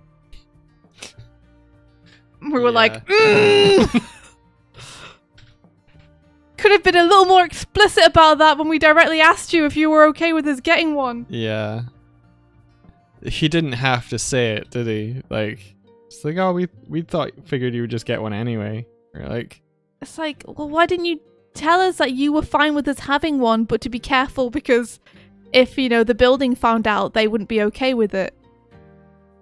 You could so easily have said, like, yes, that's fine with us, but be careful because the building doesn't allow it, so don't get caught. Yeah, well, they told us over, like, text or email, not that we couldn't have a cat, so there was no, you know, scope to wink. So maybe it was like, yeah, I don't know. It was a bit annoying, though. Yeah. We would have had a cat. Yep. Although if we had have had a cat, then we would have had to have brought it here, and I don't know if we would have. Yeah, exactly. I don't know if Declan/Buffy would have allowed that. Yeah. Ula says, at least you can now more easily move to Canada since you don't have a cat to bring along. This is true. Yeah. Move to Canada, get a cat. Die. We're not here to fight. That's my plan. Even though literally every time we talk to you, you double hopefully cross there's us, a time kidnap delay us, or between threaten to the destroy last two everything we steps. love. Maybe we are Hey, here for Mama a Luque, fight. how are you doing? Oh my gosh. Yeah, so I set our stream alerts to be like full screen. I like him. For the follower alert with Guess the you still intention didn't. of fixing that over the next day, but I didn't, so now they're just huge. Thank you so much for the raid, Mamaruke. How are you doing? Hello. No, we're not in Canada, we're in Ireland at the moment. Yeah. But We have dreams of being in Canada. We have to apply for a visa still, though. We were kind of scared a little bit. First of all, by the fact that because of coronavirus, we probably will be unable to move anytime soon. Like anytime in the next couple of months. And also because to get into Canada, we have to apply for a permanent visa to go there to work. And to apply for that is over 2,000 euros each just to apply. And they can still reject your application without you getting the money back. So that's kind of scary. And then they can turn you away at the border, so that's also kind of scary. Yeah, 2,000 each. 2,000 per visa. I'm guessing for like the processing fees or something.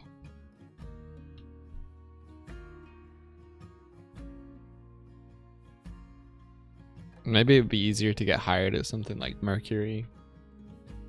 Well, yeah, but then you'd still need to get a visa. I mean, they might help you. But... like, you can get a temporary visa, but in order to stay, you'd still have to apply for a permanent one, and that would still cost you $2,000 to apply for. So it would only cost more to like get a temporary one first, and then decide to get a permanent one. Holy shit.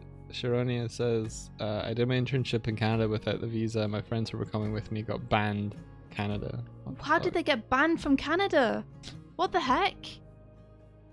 And Wabunion Mercury is a studio, an animation studio in Canada. So Mercury Filmworks, they did like The Lion Guard, they did Hilda Season 2. They might have done Hilda Season 1. They did Kid Cosmic. They did Tangled, all that good stuff. Yeah, a tourist visa is like 3 or 4 months long. It's true. But you can't rent anything. So we could go over on a tourist visa, but we wouldn't be able to get anywhere to live because they would be like, you're on a tourist visa. I think it's still possible, but it would make it trickier. Yeah, you'd have to be like, we're on a tourist visa, but we're intending to get a permanent visa. And they'd be like, okay, well, we're just going to go with the people who are definitely here. So, yeah, and 4 months of Airbnb would be pretty expensive. May as well have paid for a visa. On top of then having to pay for a visa anyway. Having to pay the $2,000 either way.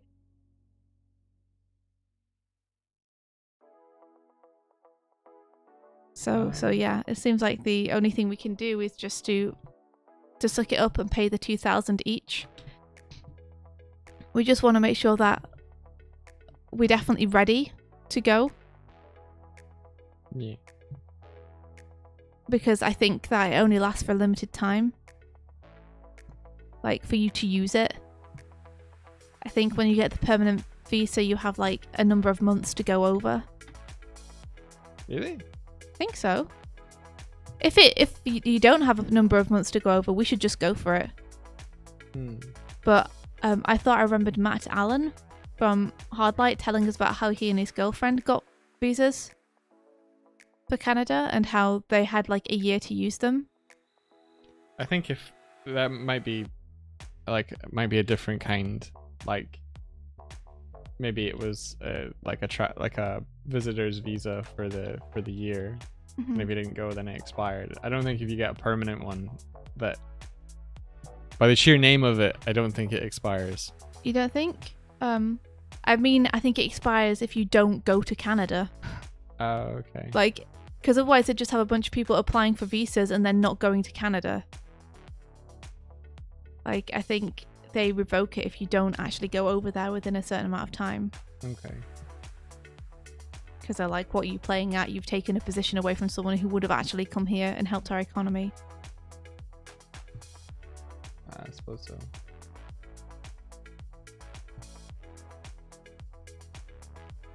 Yeah, Doodle says it does expire.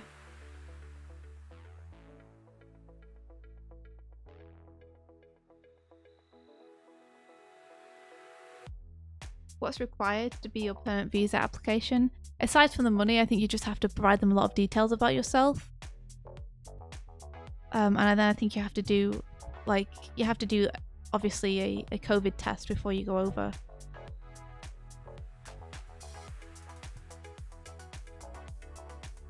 You know, so I'd probably just rather wait till I have the vaccine. Mm-hmm. And then I can just say, hey, I've got the vaccine.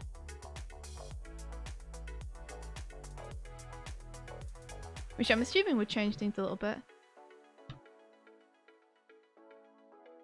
I would hope so. You know. Wait, I don't think I read how Sharogna's friends got banned from Canada. Sharogna says, I passed the border, but she was a terrible liar and was unable to answer all the small casual questions they asked her.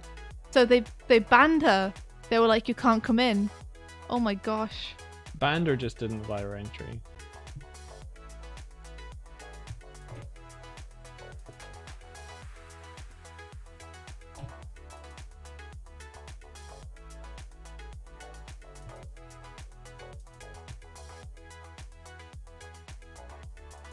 Are you kidding me?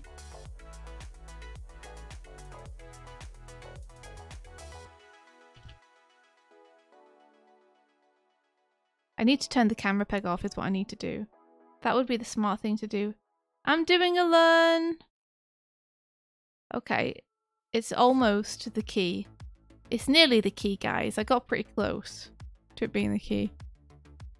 When we went to Canada one time, we were going to an animation festival, and they were like, "So what's the reason for your journey to Canada?" And we were like, "Oh, we're going to an animation festival." And then they were like, "Oh, which one? What's the name of it?" And we were both like, We forgot the name of it immediately because we were so like scared about being asked questions.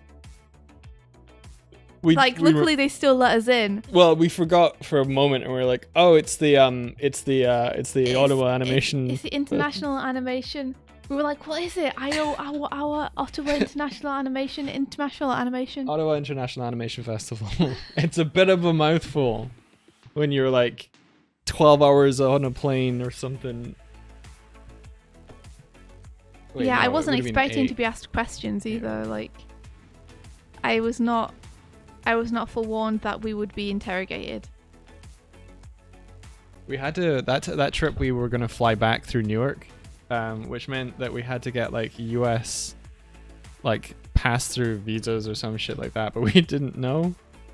Or what was it that happened? I think we tried to apply for those, but they didn't Like work. one of them worked and one of them didn't. Yeah. But it did. It just took like 2 hours to go through. Yeah. By which point we'd missed a flight anyway. Luckily, they were just like, "Oh, there's space on this other flight. You can catch it in like an hour or something." Yeah, that was nice of them to not charge us extra. Do you remember that terrible time when our flight was cancelled and we had to buy another plane ticket? Yes. They didn't put us on a different flight. They were just like, "Well, you're stranded here now. Good luck getting home." And we had to go into a travel agent's in the airport and buy an overpriced other ticket to get on a different plane to go to the place we'd already paid to go but got cancelled. That was such a stressful day. That was such a fucking stressful day. Yeah. So what happened was we were in Rome, and there's 2 airports in Rome. We were at one of them, and I think a plane landed badly. It was Ryanair. Fucking Ryanair. And we arrived early for our flight, and we started to notice that every flight before us was getting cancelled, and then they were being bussed over to another airport and flown out from there. So we were just like, "Oh, okay, you know, they're handling it. We'll just wait in the bar until our flight is called. And then it'll be fine, you know? Like they're just transferring flights over to there. It'll be all right." And then like an hour and a half passed. The waiting area like outside was just full of people. Yeah, like like crowds and crowds of like 100 and something people all just sat like with their bags huddled together. Like you couldn't move in the space. There were so many people just like sat on the floor. So like we were trying to get onto the Ryanair website to see what was happening, see whether our flight was cancelled. But of course, like, so were the other 100 people so were sitting else. Surrounding us. Everybody was on their phones trying to like find out what's happening. Why isn't our flight going? Why are we here? Which meant no one could get onto Ryanair because everything was blocked by there being so many people trying to do it at the same time. Every time we were trying to check availabilities, it would time out. It was horrendous. Eventually, we blagged our way to get on a bus to go to... Yeah, we essentially gave up. Like, because every time we asked someone for help, they were like, "Check Ryanair." Yeah. But no one could get onto Ryanair. I can't remember. Did we go... It feels like I feel like what happened was we were trying to get onto Ryanair and we couldn't get in contact with Ryanair. And it got to the point where we were like... We had found that there was another flight going from the other airport. And if we didn't leave, we were going to miss it. Yeah. And we were like, we can either sit here and wait and see if somehow, like, they either clear the airway or like they give us more information, or they tell us our flight's back on, or we can just like take a chance and go to this other airport and assume that it's not going to get fixed here. Yeah. And we were like, if we don't leave now, we're going to miss the only other flight. So we have to go, even though everyone's being told to like hang around. I think what it was is like they just stopped shipping people. They were like, you have to arrange your own way, and we can issue you a refund in part for this, and go to the desk to organize any accommodation that you might need, or like for like your delayed flights. But that desk was both packed with people, and there was no one on the desk. There was no one on the desk. They were like, go to the desk, and there were like 100 people in a line and no one there. So we were like, fuck this, we're gonna go to the other airport. And they were saying the only way you could get your refund was through the Ryanair website, which of course wasn't working because everyone was going on it trying to get their refund. So we ended up getting the bus back into the city center, and then a tram, I think, or something, out to the other airport, and then basically arrived there and tried to see like what flights there were.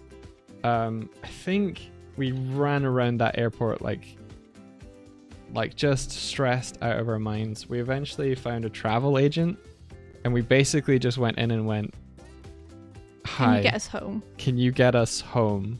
We're trying to go from here to, I think it was back to Dublin. And the cheapest one that they could get us was actually a return to Rome. We just paid it. It was like 4 to 5 times the amount that it was to just 4 to 5 times the amount that our original flight was. So even with a refund, we were out of pocket by a lot. Yeah. And we filled in that refund form, but we never got a response. Yeah, just never happened. Just never happened. Oh man, that was so stressful. I remember I had to phone work at Sega Hardlight and be like, I'm not going to be in tomorrow.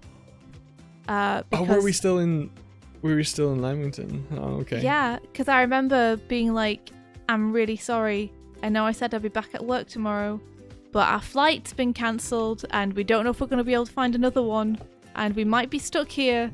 So I can't come in. Yeah, they handled it really badly.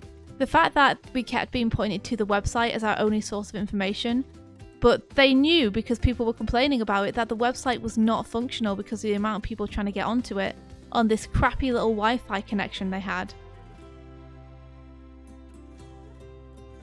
So no one was able to get any information, and they weren't giving us any, and no one was able to get any refunds, and they weren't able to issue them.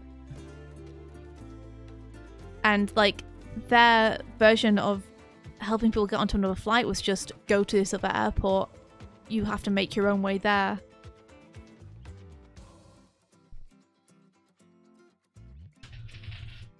Fucking crazy. Yeah, it was it was a really stressful time.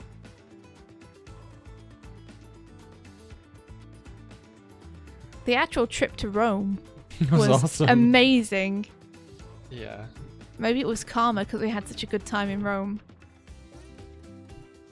I was so panicked the night before that we were going to miss the plane that I was like, we got to get up like an hour and a half to 2 hours earlier than we probably need to. Got ourselves out in a bus there. People like you, man. We would have had plenty of time to wait for the flight. We did. We waited plenty of time, and then we waited another 2.5 hours because delays. Yeah. Basically, everything was fine for the flights, for like the 90 minutes of flights before us, and then as soon as it got close to being like our turn to get ferried away, they were like, we give up, just sort yourselves. I'm like, fuck.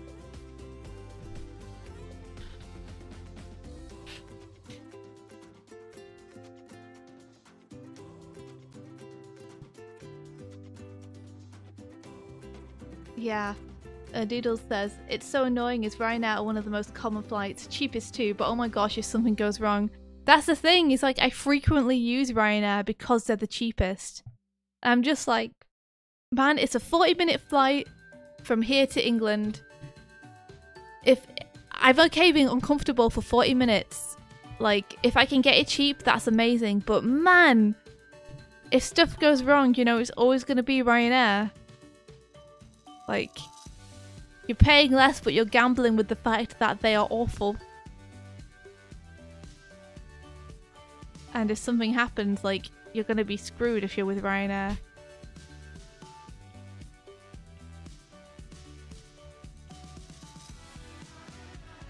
Ben says, sounds like Flybe, also known as Fly Maybe. Is Flybe known to be not great? Fly Maybe. I used to use Flybe to go from... Actually, I think we might have used like a subsidiary of Flybe to get between Dublin and Edinburgh.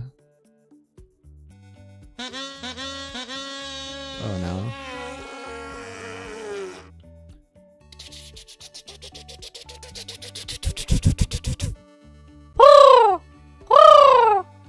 Chromail!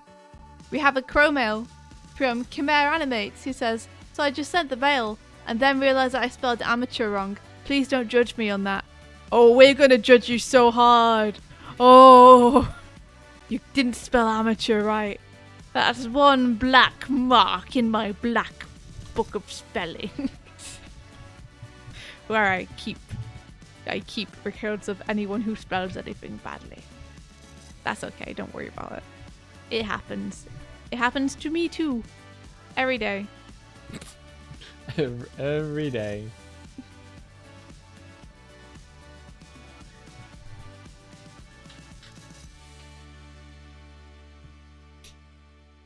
Every day.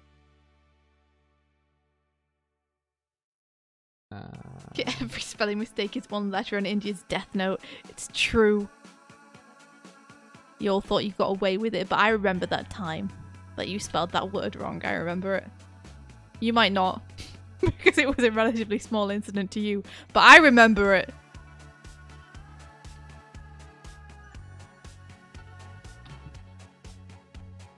I'm a Doig bear. It is Amma Tuesday.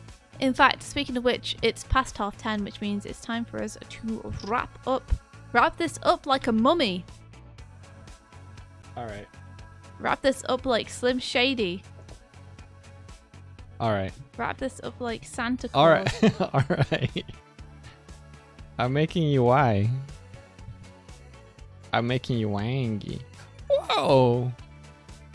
Wait. Where... I'm always just like surprised and thankful when I like go back to the dashboard and I'm like, You think that Brits ate mummies as delicacy? What? What now? Okay, that's more important.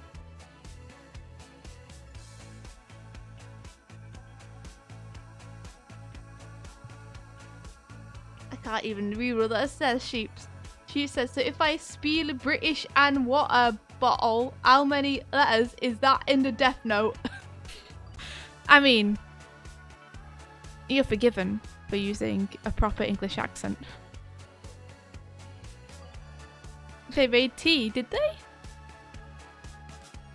Boy's turning into a lizard, isn't he? We do like making things into tea. It's true.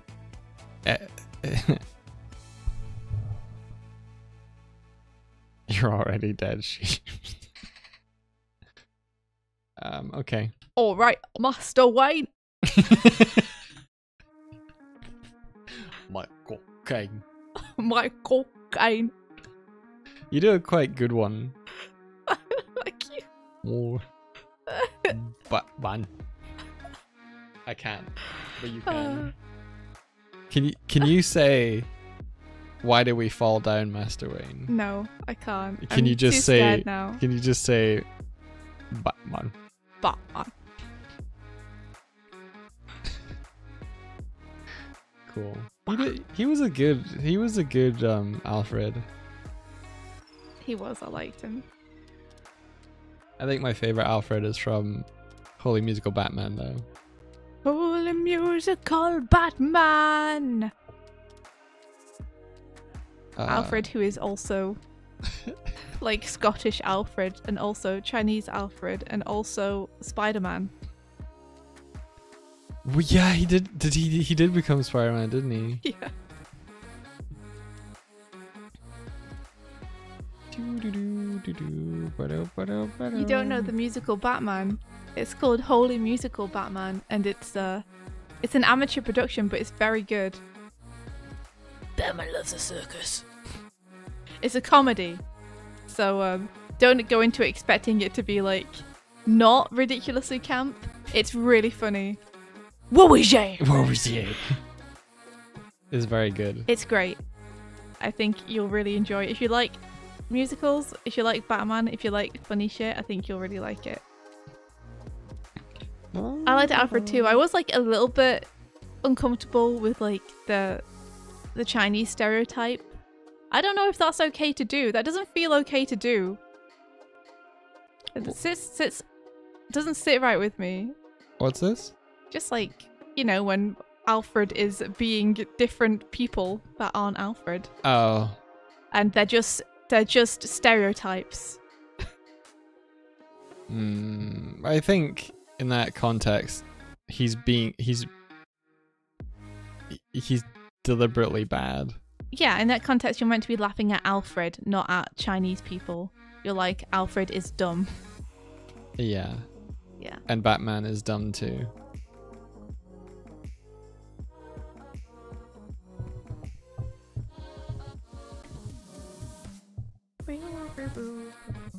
What's my favorite Spider-Man series? I like the one with Peter Parker. No, I actually like Spider-Verse is my favorite. Spider-Verse with Miles Morales is my favorite. But also, what's his name? I really like the one with the first one's The Amazing Spider-Man. No, Amazing Spider-Man is Andrew Garfield. Not him. The first one. What's his name? Tobey Maguire. Yeah, Tobey Maguire. I like that you're like Sam Raimi, Andrew Garfield, or Tom Holland. Like Sam Raimi played Spider-Man in his own movies. Yeah. That'd be great. I'm going to cast Kirsten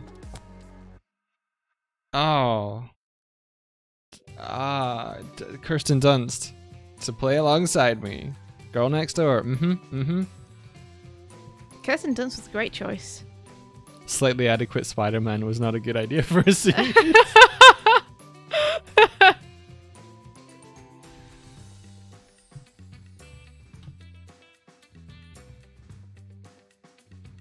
I'm just looking at seeing who we can raid today.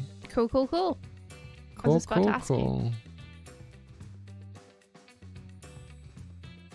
We could raid What If Julia? She's playing Dead by Daylight.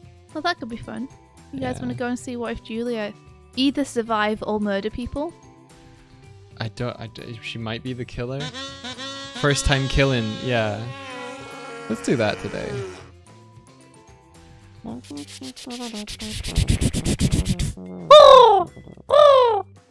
Crow mail! We have a crow mail from Sheeps who says, little crow mail before the end. Hope you all have fantastic days, and remember, don't drink the forbidden mummy smoothie. Love all of you guys. Signed, Sheep. Thank you. Sheep. The crowbell from Sheep. The crowbell from Sheep has arrived. She's getting good, Palbro. Palbro is the emote artist for What If Julia. Yes. Go show her some love. And Palbro too. Palbro has his own Twitch with his own streams that are really good.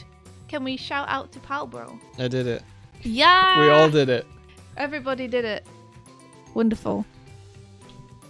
Kurzak, Hinkit, and me all shouted out Woohoo! Palbro at the same time. Treble shout out. Habo says that Palbro streams are very wholesome. Yeah. It's because Palbro is a wholesome fella.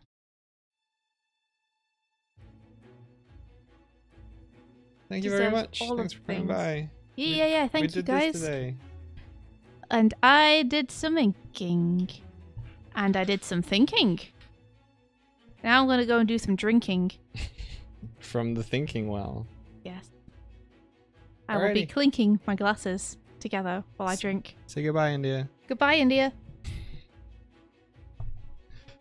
Thanks very much for coming by. May the rest Of your day. be filled With adventure. adventure.